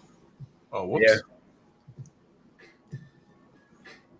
Yeah, I think the Kentucky Spirit that I have, I think that's a heavy cork, just like the one on that turkey. Oh, really? Yeah. Yeah, I'm digging it. I think so if you had to vote, which way would you lean on this one? The turkey. Yeah, I think me too. I think I'm with you. I don't know. Yeah, I guess. I mean, Evan Williams is actually that is a nice decanter though. Kind of classy, Yeah. Classy. Yeah. All right, I'm going to call it. I'm going to go with the tribute here for the win. So I'm going to give it to the tribute. Awesome. Tribute wins it. All right, so now we're down in the Sweet 16. So I'm gonna doctor up the graphics here real quick for you guys, because I'm gonna do the new matchups here, and we'll get them on the screen. In the meantime, Dusty, what do you got coming out as far as reviews anytime soon? So reviews, I have a couple. So today I just released the Elvis whiskey and the Elvis rye. I will probably never go back to drink them. I'll just say that. But I did pick up the Smoke Wagon Uncut the Younger. I just reviewed that. Yep, just reviewed that today. So I'll have that coming soon. So what did you think about that one? I enjoyed it. I think for 4 to 5 year whiskey, it's absolutely delicious. It's really, I don't want to spoil the review, but I would say buy it. If you find it, buy it. I have some stuff from Broken Barrel that they sent me to review. I have the new Penelope to review, the Architect. And then from Middle West Spirits, their Sherry Cask Bourbon. This is another one. I don't want to kind of spoil the review, but if you have a chance to grab one of these, it is an amazing, amazing finished whiskey. Absolutely fantastic stuff. So, and then I also have, I never had my 2K sub celebration. So I do plan on having the 2K sub celebration very, very soon. And I will tell you, I will have some amazing giveaways during that live stream. So when did you hit 2000 again? It's a couple weeks ago, if I'm not mistaken. So it hasn't been too long. I don't want it to go on too long, but you're already up to like 2,800, aren't you, or 2,080 or some shit? Yeah, it's not too many, but yeah, it's not too many. But no, I do plan on having quite the giveaway for that. So they said Dusty's. I'll have a bottle or two giveaway, and then just some stuff I've had, kind of sitting around, getting some samples out of that stuff too. So quite the giveaway. So that's what I have coming up. Let's see, man. So what's going to be? I'm about to pour my next round of Dusty here. I've got to figure out what I'm going to pour here once I'm done with this. I'm almost done, guys. I only have 3 more to make here. I like to try to make these on the fly so I can oh, that's the wrong Four Roses. Yeah, one of the things that Broken Barrel, and I've never tried anything from them, but one of them is there it is. The California Oak. So it's, and these are very weird. I mean, if anybody's tried Broken Barrel out there, but it's 88 proof. Kentucky straight bourbon whiskey finished with Broken Barrel staves. And they have like a mash bill and they have an oak bill, which is very, very odd. So they kind of put the barrels together. So if you can see, like the oak bill is Central Coast Cabernet staves is 80% and then 20% new French oak. Yeah, I'm trying to remember if I had ever reviewed that one. I'm not sure if I did or not. Yeah, I mean, I've never had anything from Broken Barrel, so kind of excited to try that. And then they sent me the Heresy Rye, I think it's how you say it. The Heresy? Heresy, yeah, Heresy Rye. So they sent me that. It's got a very interesting flavor profile to it. So, yeah, I'm excited to try those.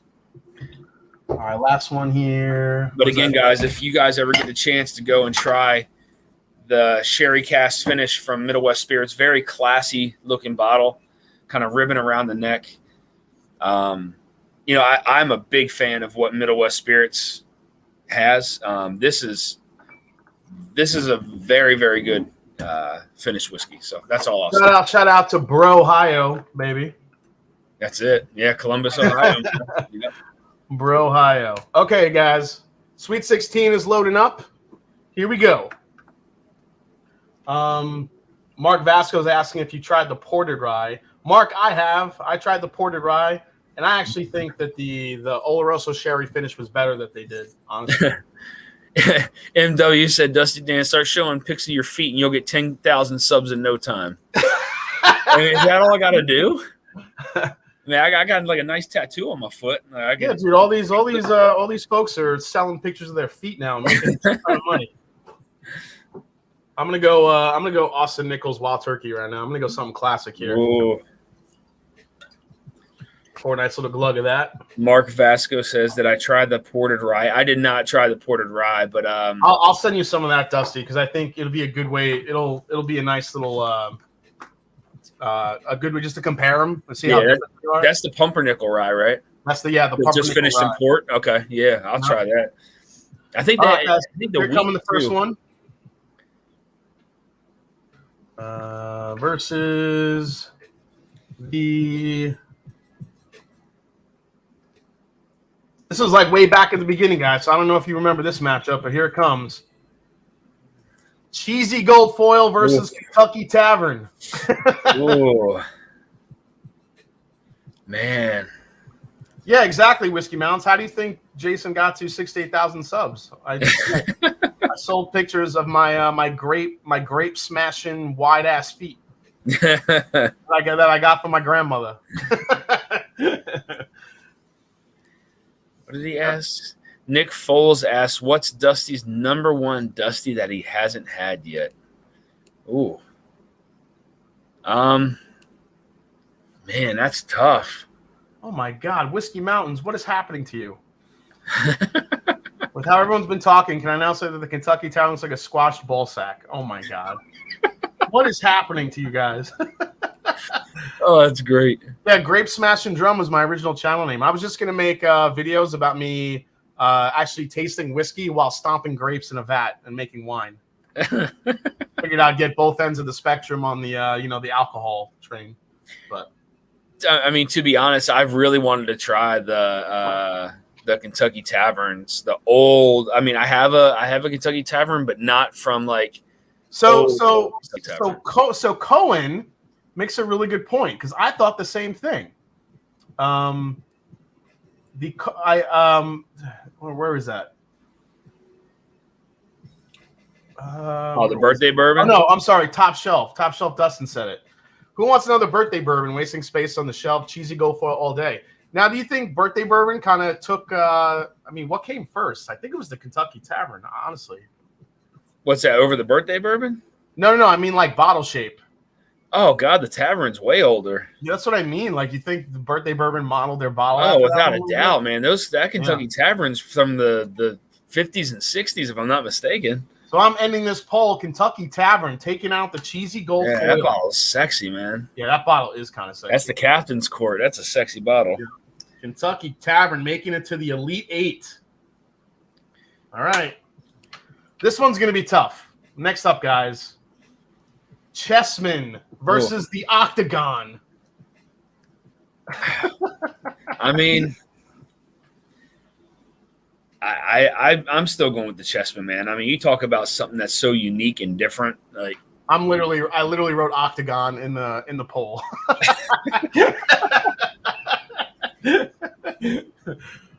the Chessmen are so cool. Like, it was such a great idea.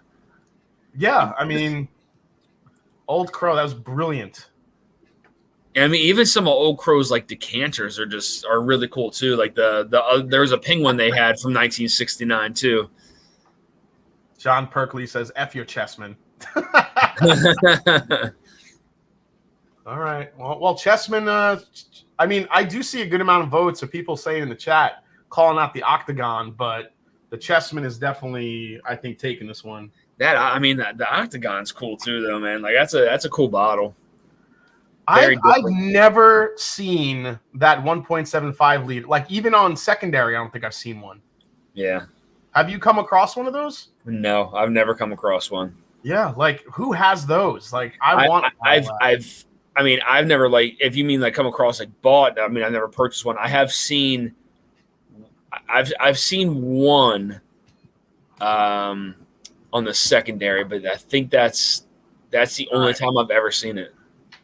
Yeah, 138 votes, 61% Chessman, Octagon 38. We're going to give it to Chessman. Yeah. So that means the next matchup, Kentucky Tavern versus the Chessman.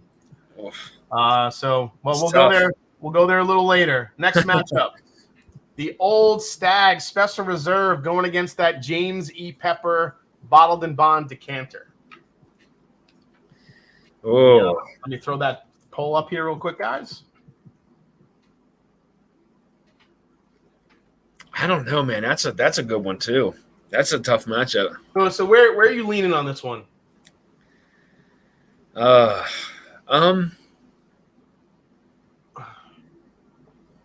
They look like salt and pepper shakers.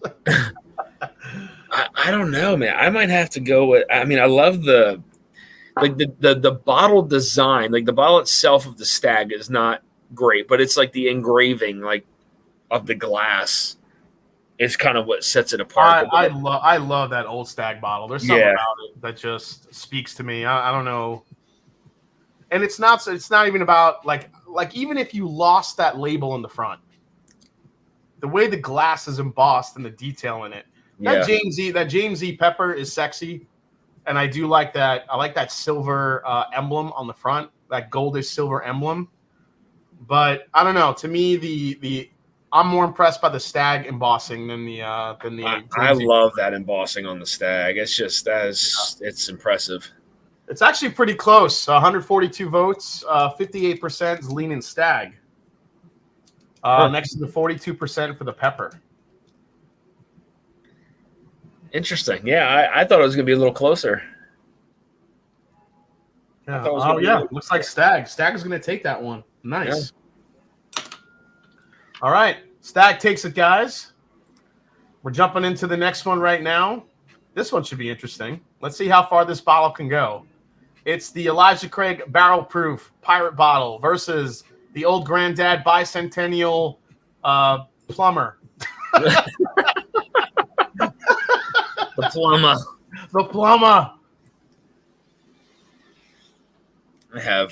What am I going to drink now? Man, this turkey right now is hitting the spot. You know what? I do have. I have a little bit of turkey left, like the littlest amount, like not even 4 ounces of this Austin Nichols turkey. I think I'm gonna pour a little bit of that.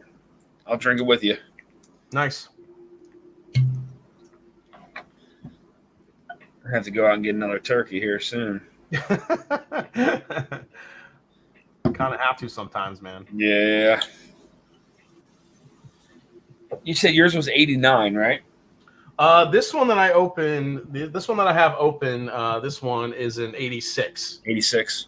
Yeah, it's an 86. Have you opened the 89 yet? No, I haven't. I just got it on Wednesday. I haven't cracked it open yet. Be interested to see the differences between the two. Yeah. Well, what's funny too is the 89 has an actual age statement on it of the 8 years. This 101 Austin Nichols that I have that I'm sipping out does not. Ah. So. Wait, you said it doesn't? It doesn't. Nope. Huh. Let's see. Actually, let me go back to the. Let me check the age on this one. What's going on in the polls here?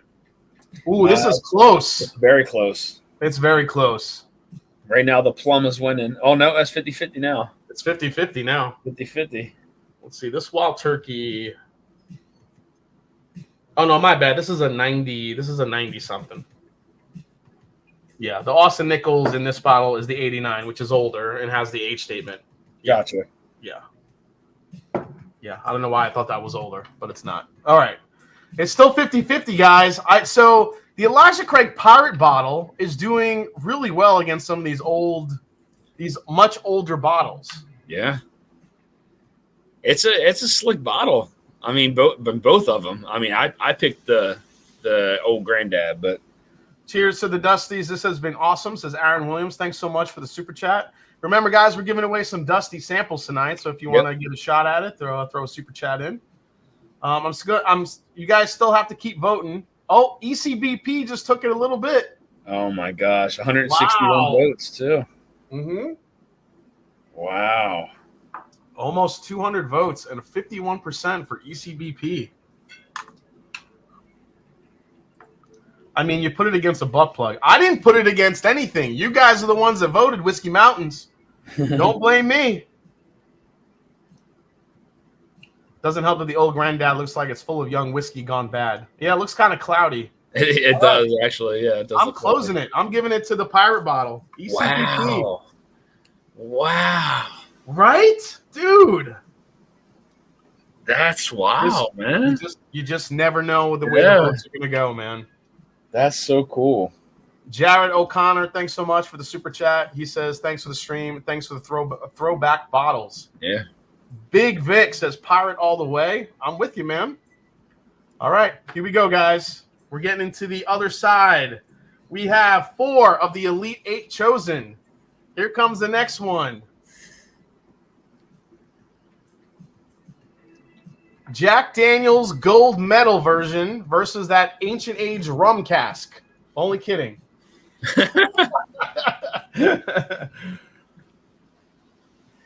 13 and 18 Shelby says, what bottles would you bunker now to make Dusties later? Man, that's a great question. Which bottles would I bunker now? Yeah, to make Dusties later. That's a great question, man. That is a great question. God, I mean, there's so many. I mean, honestly, thanks so much, Jim. Appreciate that, man. Rob Zilla, no sex toy bottle samples. I will, please. Luke Carter, thank you so much. So this is the question. This is a great question. It's a fantastic question. What do you think? I'm still, I hate to say it, but I know we're kind of harping on the pirate bottle. But that pirate bottle is still somewhat accessible and affordable if you could find it. Sure is. And I would be tucking those away for days because that's some of the best. You got to remember, it's a 12-year age statement. Yep. But there's some older whiskey in those pirate bottles. Yep. And those pirate bottles destroy most bourbons that are brought out today that people chase after. Without a doubt. I mean, it's not even fucking close. It's without a doubt. If I had to pick a few bottles, though, I would bunker for a Dusty later. It would be Four Roses barrel picks. That would be good. Also, you know what else would be good is all the Jack Daniel's Heritage Series bottles. Oh, dude, great call. Yeah, all the Jack Daniel's Heritage the rye, Series. the barrel proof rye in those. Yep, those would be great bottles. Those look kind of nostalgic too. Yeah, I like that. Dan C, perfect way to end the day. Glad you're here, man. Jared O'Connor, I feel like all the current ECBs would make great Dusties in 30 years. Yeah, I think some of them could make great Dusties. To be honest, I mean, Jack Daniel's, which I think is a surprise bottle I found, just crushed this matchup. So the Jack Daniel's gold medal number 7 just killed crushed it. crushed it. I mean, you could do the Remus series. The Remus series of bottles, bunker those away. Oh yeah, because you know what, that Art Deco style to it. Yeah, Definitely the Remus series. I mean, the old Carters too. They have kind of like an old school label. Yeah, old Carters you could bunker away. I mean, honestly, you could bunker away some Knob Creek 15 or Knob Creek 12. Bunker those away. I mean, again, something that's very affordable. It's not even like bunker now. It's like, what are you going to bunker until the barrel shortage? Yeah. If there is one. All right, here we go, guys. We're getting to the next one. This ought to be interesting. You guys voted hard for one of these. Actually, for both of these. Oh, man. Oh, man. Four Roses Pint versus the Dant American Legion. That's a tough one right there, buddy. I don't even know which way I'd go on this one because the blue is so cool, but that Four Roses Pint is so damn sexy. Man, see if I'm gonna see if I can find a picture of the back of that because I swear it has like a really big rose on the back that's engraved. You can kind of see through the bottle. There's something on the back of that bottle. Yeah. Yeah, look at that. Whiskey Mountain is saying this one is legit hard. Yep. Yeah, it is. This is a good one. This is a hard one, man. I don't even know which way this is going to go. Let's see what's happening so far. People are leaning Four Roses Pint. And okay. I think I'd still lean that way, dude. Yeah. I don't know. I think I'd still lean towards the pint. I mean, don't get me wrong. I love that JW Dant bottle. I love the blue color. It's so unique. But the engravings on that Four Roses are just they're outstanding. It's such a beautiful bottle. I don't know what's going to happen, but I would love to see the Four Roses versus the Stagg in the finals. Ooh, the way the brackets are rolling out. Yeah, Top Dog is right. The Four Roses does look a little bit like one of the old chicken cock bottles. Yep. It looks like it's going to go Four Roses Pint. The Legion made it to the Elite Eight, but it looks like the Four Roses Pint. It's a 60-40 vote swing right now. 152 votes. Yeah, I mean, if it was closer, I'd end it, but or I'd let it go. But right now, it's the Four Roses Pint. Wow. All right. We have 6 of the Elite 8. Here we go, guys. We're going into the next one. We are going to go with... Oh, this ought to be good. I don't know if this is even fair, but this might be good. Here we go. It is the 1776 Tiffany box versus that lovely Wild Turkey Kentucky Legend donut bottle.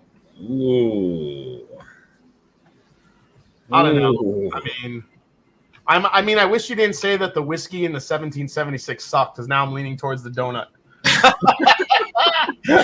Yeah, it's just the nasty blended. Yeah. I could use some dusty samples. Isn't it illegal to have all this sexy on the screen?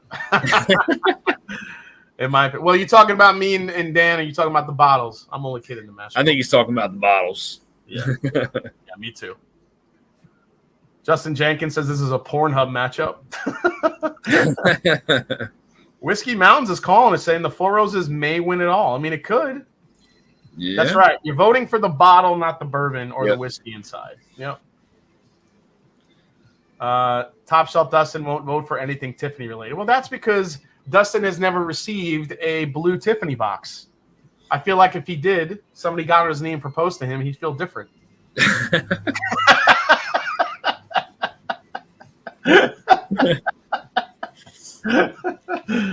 Oh shit! William Davilar owns the 1776 Tiffany bottle. He says it's pretty cool. This one is actually really close. It's 50-50 right now.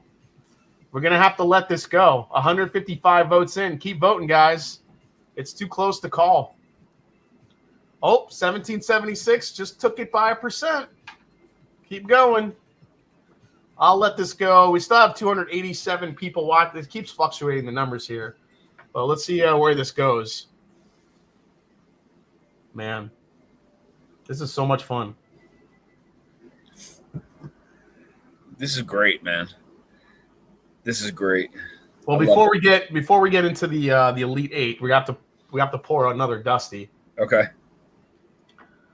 Let's see, ribbed all the way. Man, it's back to 50-50, 161 votes. We need a couple more votes, guys. The Wild Turkey bottle is just boring, says EJ. Hey, the Deathless Dogs are in the house. What's going on, guys? Another cool channel for you guys to check out, the Deathless Dogs. 165 votes. I'm actually pretty astonished how close this is. Yeah, so am I. Because I feel like the 1776 is such a beautiful decanter. It's an amazing decanter. But that Wild Turkey donut is it's got a fan base, man. It's 50-50 right now. 170. 50-50. 1776 just took it. All right, I'm calling it. I know there was a lot of love for the donut, but more often than not, the 1776 was kind of kept going in front. The donut never really overtook it, so I'm gonna have to take it. The 1776, which breaks my heart a little bit. I would like to see that donut make it. Yeah, the WT is literally just a round bottle. Yeah, I get it. I think the 1776 deserves that slot. All right, last one. This one should be pretty tough here. Or maybe it won't be so tough. Another Wild Turkey bottle making it to the mix of the finals. It's the Old Weller 107 Gold Vein versus the Wild Turkey Tribute. I think I know which way I'm leaning on this one. Yeah? Yeah. Okay. Poll coming up, guys.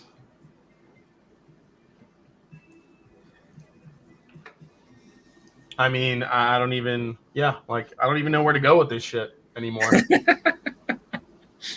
So I have to ask, if you were voting here, which one would you go with? I'm gonna have to go with the Gold Vein. Yeah. Yeah. Okay. Yeah, I think the Gold Vein is it's really cool. It's a cool looking bottle. Very different, again, very unique. It's just, you never really saw anything like that. So. All right, let's see. What are folks saying in the chat here? Where's my chat here? There we go. Let's get those samples, says Big Vic's Barbecue. This one's a close one. Wow, the Tribute is actually in the lead right now. Yes, it is. Wow. The Wild Turkey bottle showcasing the turkey feathers. Love it, says Landlord. Fantails for the win. Wow. This one is surprising me, dude. Mm-hmm. Totally. Yeah, I mean it's still winning the Tribute. Yeah, 160 votes. I mean, I could see it. I mean, it makes sense. I think people do have a soft spot for that one, so I get it. Yeah, man, I think the Tribute's taking it, buddy. Yeah, what are the percentages right now here? 53 to 47. Wow. 165 votes. 165 votes. All right, guys. The Wild Turkey Tribute taking out the Weller. Wow. That was kind of an upset for me. I don't know about you. Yeah. But I thought the Gold Vein was going to come through. All right. All right, guys. We have our Elite Eight. Wild Turkey bottle is cooler. Weller label is better, says Bourbon Bougie. You have to see the Gold Vein in person. Yeah, I mean, yeah. Kind of have to see the Memory 44 says Wild Turkey garbage. Wild Turkey garbage? Huh? That's a 15-year bourbon in that bottle, dude. So, yeah, well, the Fantail bottles I have been pretty, I guess, polarizing from, people either like love it or hate it. There's no like, I kind of like it. Yeah. All right, dude, what are you pouring for your last Dusty before we get to our finals here? I'm going cheesy gold foil, buddy. I'm going to go, the only one I haven't had so far. Look at that darkness. Is the Wild Turkey Decanter. Look at that darkness. The only one I haven't had yet. All right. I've tried everything else. I'm going to pour a little bit of that. Just a wee bit more. Again, man, I mean, the difference between decanters and bottle has always just mesmerized me. I don't get it. All right, guys. So Cheers, so let me ask you, Dusty, do you have a Dusty bottle that you're currently out on the lookout for right now? Oh man, I have a hit list, buddy. Well, I mean, if there's like one or two above all, where are you looking? Well, I mean, obviously, an older Kentucky Tavern. Like I said, I have a Kentucky Tavern, but I really want one from the 50s era. That's a bottle that I really am looking. Are you straight up looking for one of those squat bottles I would love a Captain's Quart, but I'm really not looking to fork out $2K for it. Is that what they're going for? Yeah. Holy shit. Yeah, okay. But there's bottles of Kentucky Tavern that are not in the squat bottles that go for less than half of that. So that and yeah, I mean, I have a list of stuff. I'd really like to get a 1950s old Grandad bottled and bond. That way I'd have one from the 60s, 70s, 80s.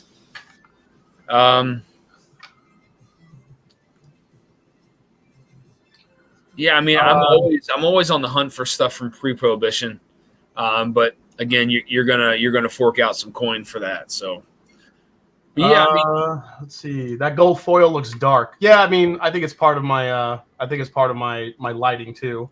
Abby, who inks, is here. What's going on, Abby? The Brew Baker Maker. Cheers, Jason Dan. Version 2, the Battle of the Bottles is better than the first. Love the Dusties. Me too. Yeah, really thought this would be pretty fun. All right, here we go, guys. We're going to the Elite 8. Going to run through these. First matchup: Kentucky Tavern versus Chessman. Oh no.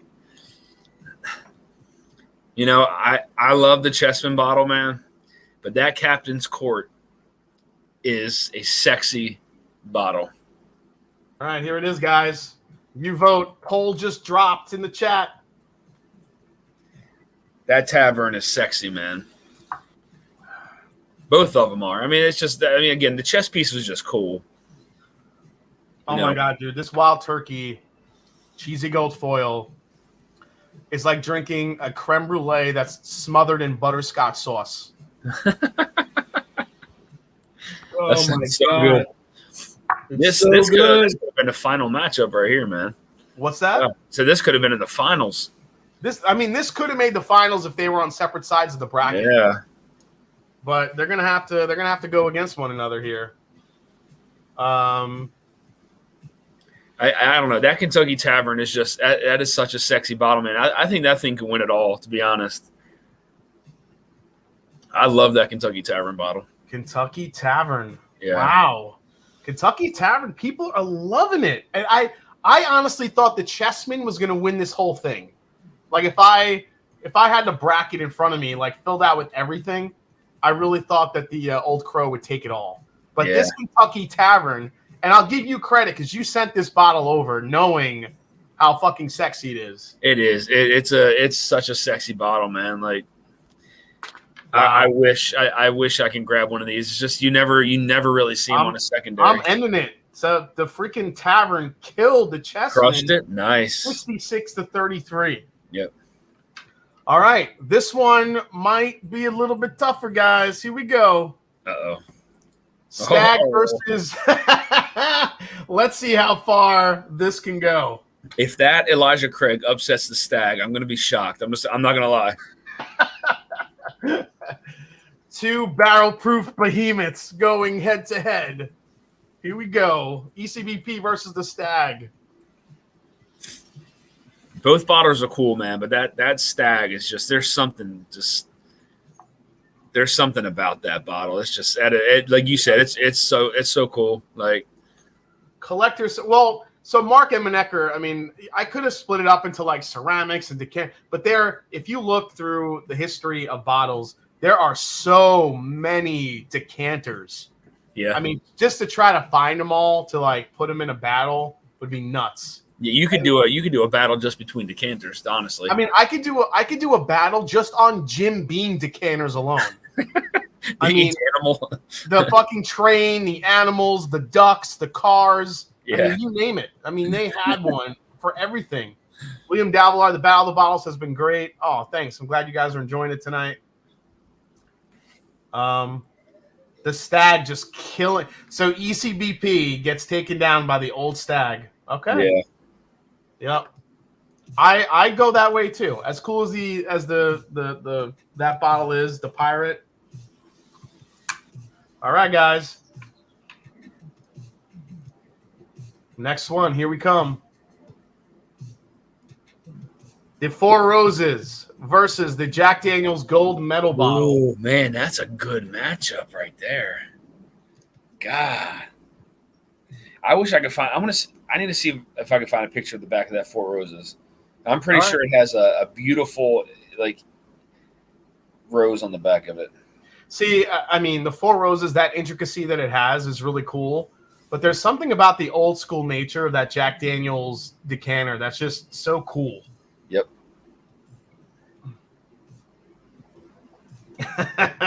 Yes, everyone's saying yes. Fuck your train. I get it.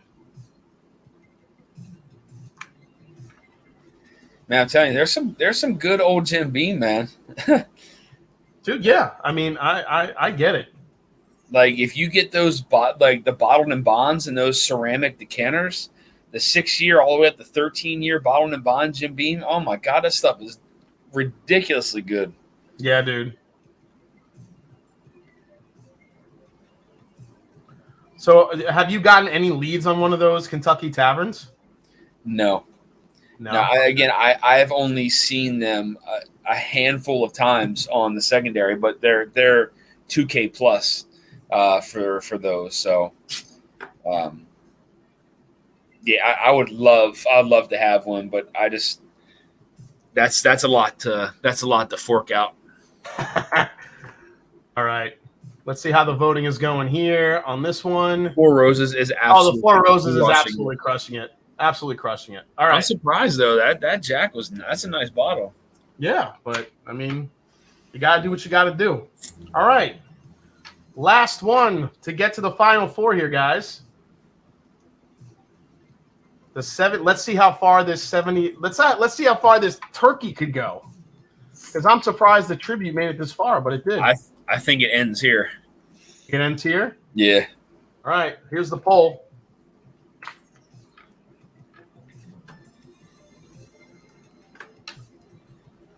Dude, this is so much fun. This is great, man. I love doing these. I hope everyone that's watching is having a good time tonight, and it's just something that I just love getting the chat involved and doing stuff like this. And ever since you guys said you should do one with Dusty bottles, I couldn't wait to bring Dan on and do this. So it's been a lot. This is great, man. This is fun. So appreciate the support from everybody. Really, really do. Mojo88 says he recently got a 1973 Ohio State Fair 86 proof, 175 months. Wow.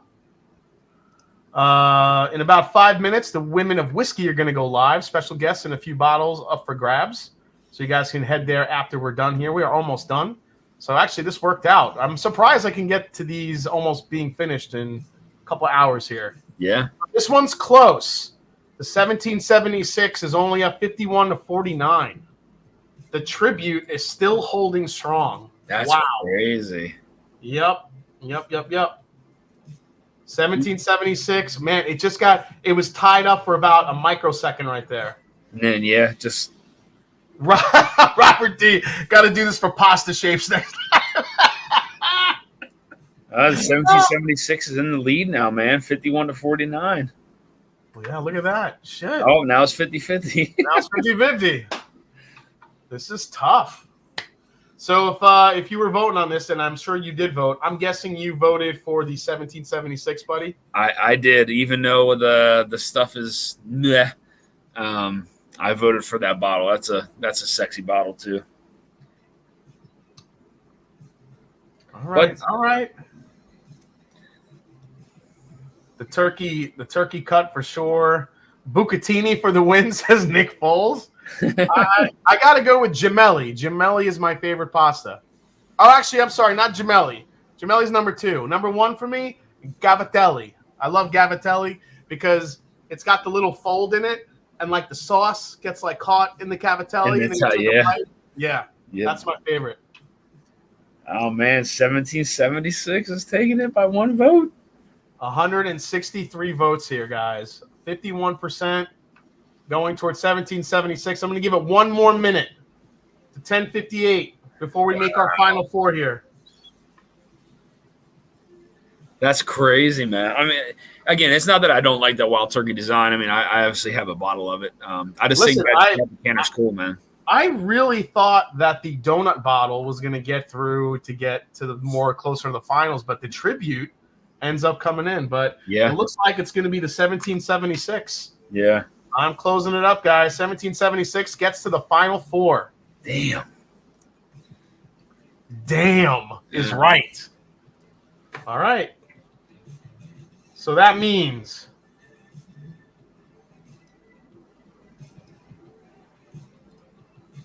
oh man, we got a hell of a final 4, buddy. Yeah, we got roses. Yep. Kentucky. I'm loading them up right now. Here we go. Here comes the first matchup. We're gonna go. You know what? Screw it. I'm gonna go backwards. Here comes the first one. We're going right into it. Oh. Yes. Yes.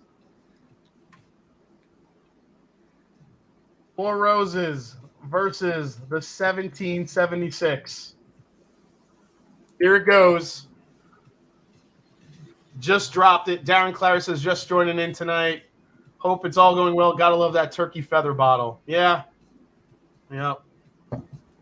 Well, Larry Owens, there's some people probably watching or listening, but they might not be all in front of a computer in order to vote. So it looks like there's about 160 to 200 people that are voting. So that's what I'm going by. Yeah. Yeah, that that 4 Roses, that's a bottle that I've rarely seen ever pop up on the secondary. All right, well, this one's an easy one. The 4 Roses freaking smacked. Did it crush it? Wow. It crushed it. Not even close. Not even close. I have a feeling this vote is going to be a little bit harder. Next in the final 4, dude, it's Kentucky versus Stagg. Who do you choose? This is going to be the tough one, I think. I'm going Kentucky Tavern, man. I think it's got to take it. That's the sexiest bottle. You think so? Look at it. I don't know, dude. You know what? If birthday bourbon didn't exist, like I think that bottle would be super sexy. But there's something about that Stagg bottle that speaks to me. If someone walked up to you with either one of those bottles and said, "Let me pour you a glass of whiskey out of," what's gonna draw you in more? You're right. First of all, do you know what's the age of the whiskey in those old Staggs? Do you know? Dude, I've seen ones that are 24 years old. Oh, are you fucking kidding me? No, there was a guy that had purchased like a whole case of them, and they're like 24 years old. There's something that was it was insane. Now I don't think they're all that old, but the ones that he had was 24 years old. Dude, look at the poll. Look at the poll right now. I know. I knew this was going to be tough. Oh my God. That Tavern is just set. If someone walked up to me with that Tavern bottle, man, I'm going home with them at the end of the night, man. You're emptying the bank account right now. Yeah. Look at that thing. All right, we're keeping it up right now. The embossing on the Stagg is boring, says Andrew Kelly. Okay. All right.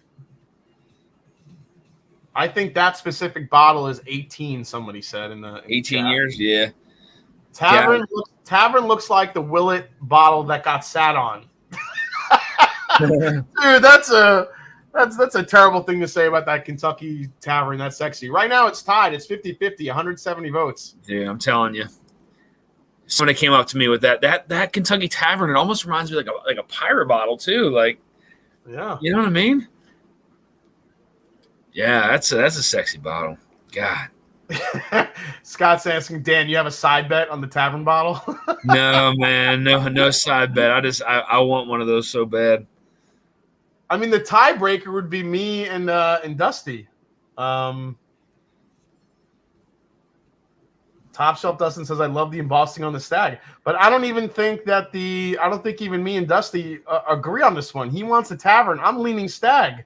So I'm not sure how we could be the tiebreaker. Yeah, it's still 50-50. All right, yeah, you know what? So we'll do this then. We are going to do that. That's a great idea. I'm going to end this poll because it's a deadlock. We're going to do a triple threat match. Oh, shit. Yeah, okay. we're gonna do a triple threat to name our winner here. Oh man, Four Roses, Stagg, and the Tavern. And the Kentucky Tavern. You gotta vote for one. So here we go. That's a brilliant idea in the chat. All right. I just made the graphic. This is the triple threat match.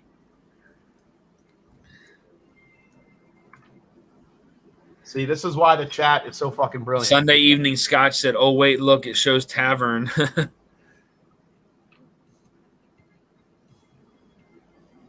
Oh, it says Tavern just a little bit up. It's okay. We're gonna go triple. We're gonna go triple threat for this one. So let me set up the poll here. You can only pick one. This is gonna be interesting. Two embossed bottles versus Tavern, Court. Four Roses, and the Stagg. I know this is going to be tough, guys, but here they are, all three together. All right? And here we go. Yeah, I like the triple threat anyway. Let's do it, guys. Bonus round. There it is. Tavern, Four Roses, Stagg. You can only pick one. Damn. What is it going to be? Uh-oh. Stagg's falling behind a little bit. I mean, I do think it's going to be close.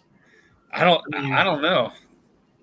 I mean, the Four Roses crushed the 1776. It looked like the Tavern kind of beat out the Stagg, but I think the Stagg deserves to have a horse in the race here. Dude, this Four Roses is crushing it. The Four Roses is crushing it. Yeah. It's not close. Nothing touches the Four Roses bottle. Four Roses all day long. What's the major? You may as well call it at this point, man. That's it. That's not even close. 155 votes. Look at this, 52% for the Four Roses. Yeah. So the winner of tonight's matchup, the best Dusty bottle design tournament of all time, Four Roses pint bottle. Yeah. Wow. Yep. The champ is here. That's a sexy one. Yeah, that's such a beautiful bottle, dude. Dude, look at that. And it's only a pint. Yeah, and it's only a damn pint. Yeah. Oh my god, dude, that was awesome. Yes.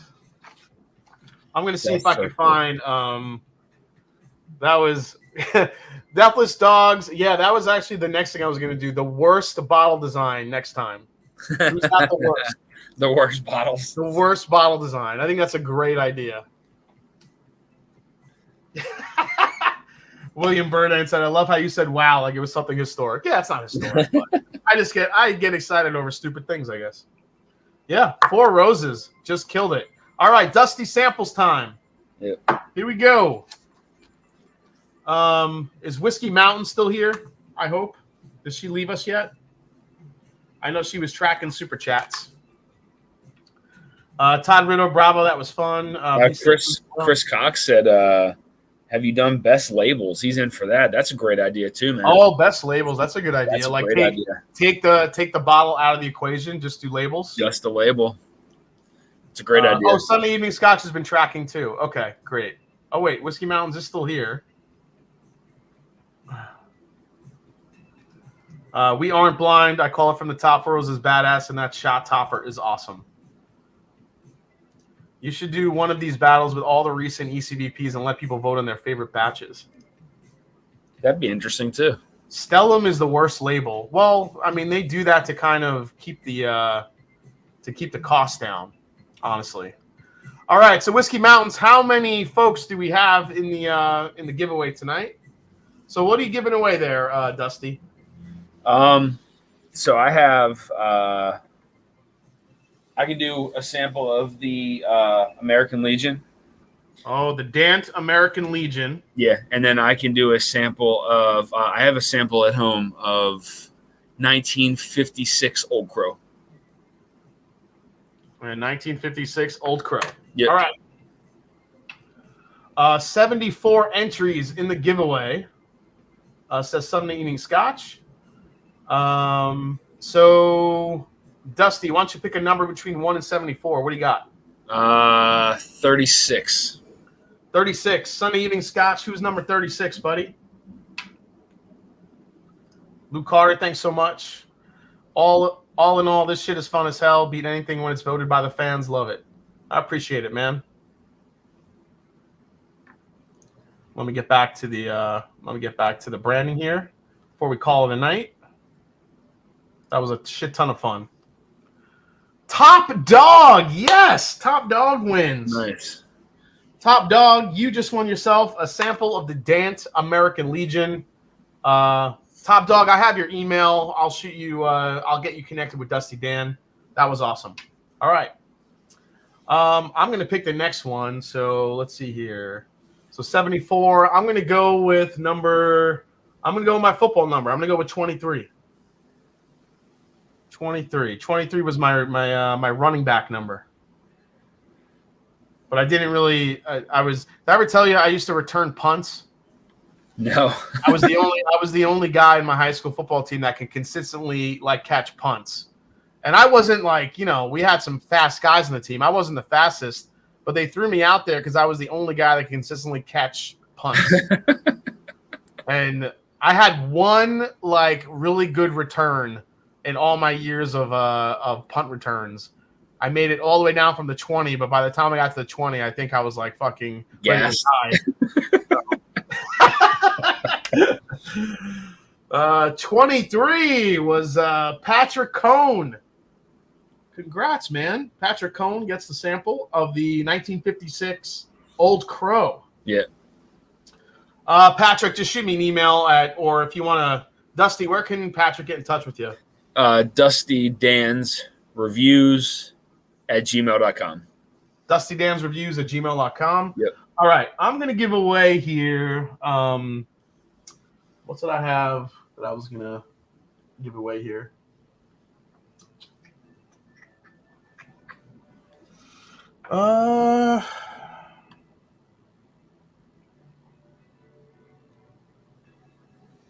You know what? I'm gonna do something crazy. I'm gonna do 1 ounce of the Cheesy Gold Foil. Ooh. 1 ounce of the Cheesy Gold Foil. Ooh.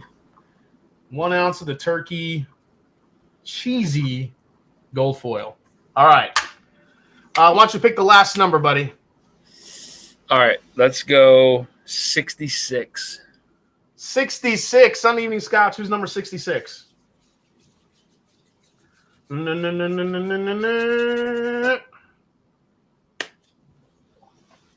This was fun, man. This was great. Dude, first, thanks for coming on and sharing your knowledge about some of these bottles, man. Yeah, this was fun. I think it made the show a lot more fun. So yeah, this was so much fun. Big Vic. Yes. Big Vic, you know where to find me, buddy. Oh my God. Congrats, man. You just got yourself a Cheesy Gold Foil sample. Holy shit. Well, hell, I want to say thanks to everybody tonight for hopping in tonight, voting, being part of this fun night. What can I say? Dusty Dan, tell them where to find you. Yeah, you can find me on Instagram at Dusty Dan's Whiskey Reviews. You can also find me on YouTube at Dusty Dan's Whiskey Reviews. Again, I should be having a live stream here within the next 2 weeks. Is what I'm planning on doing for the 2K sub celebration. So a lot of giveaways, dusty giveaways, full bottle giveaways, you name it, it's happening on that live stream. So. All right, man. Well, thanks for coming on and adding your expertise. Really appreciate it. Everybody that watched tonight, check me out at the Mash and Drum on YouTube. Obviously, you guys are here already, but if you haven't yet, or if you know someone that hasn't subscribed yet, let them know what we're doing over here, having some fun. My next review will be for the new Calumet 16, which I will say one little thing. It's pretty delicious, but you'll get my full thoughts in the review. And as I always say, it's not about the whiskey. It's the dusties you share with. Cheers, guys. I'll see you next week right here on the Master and Drum on Whiskey Wednesday night. Take care, everybody. Cheers. See you guys.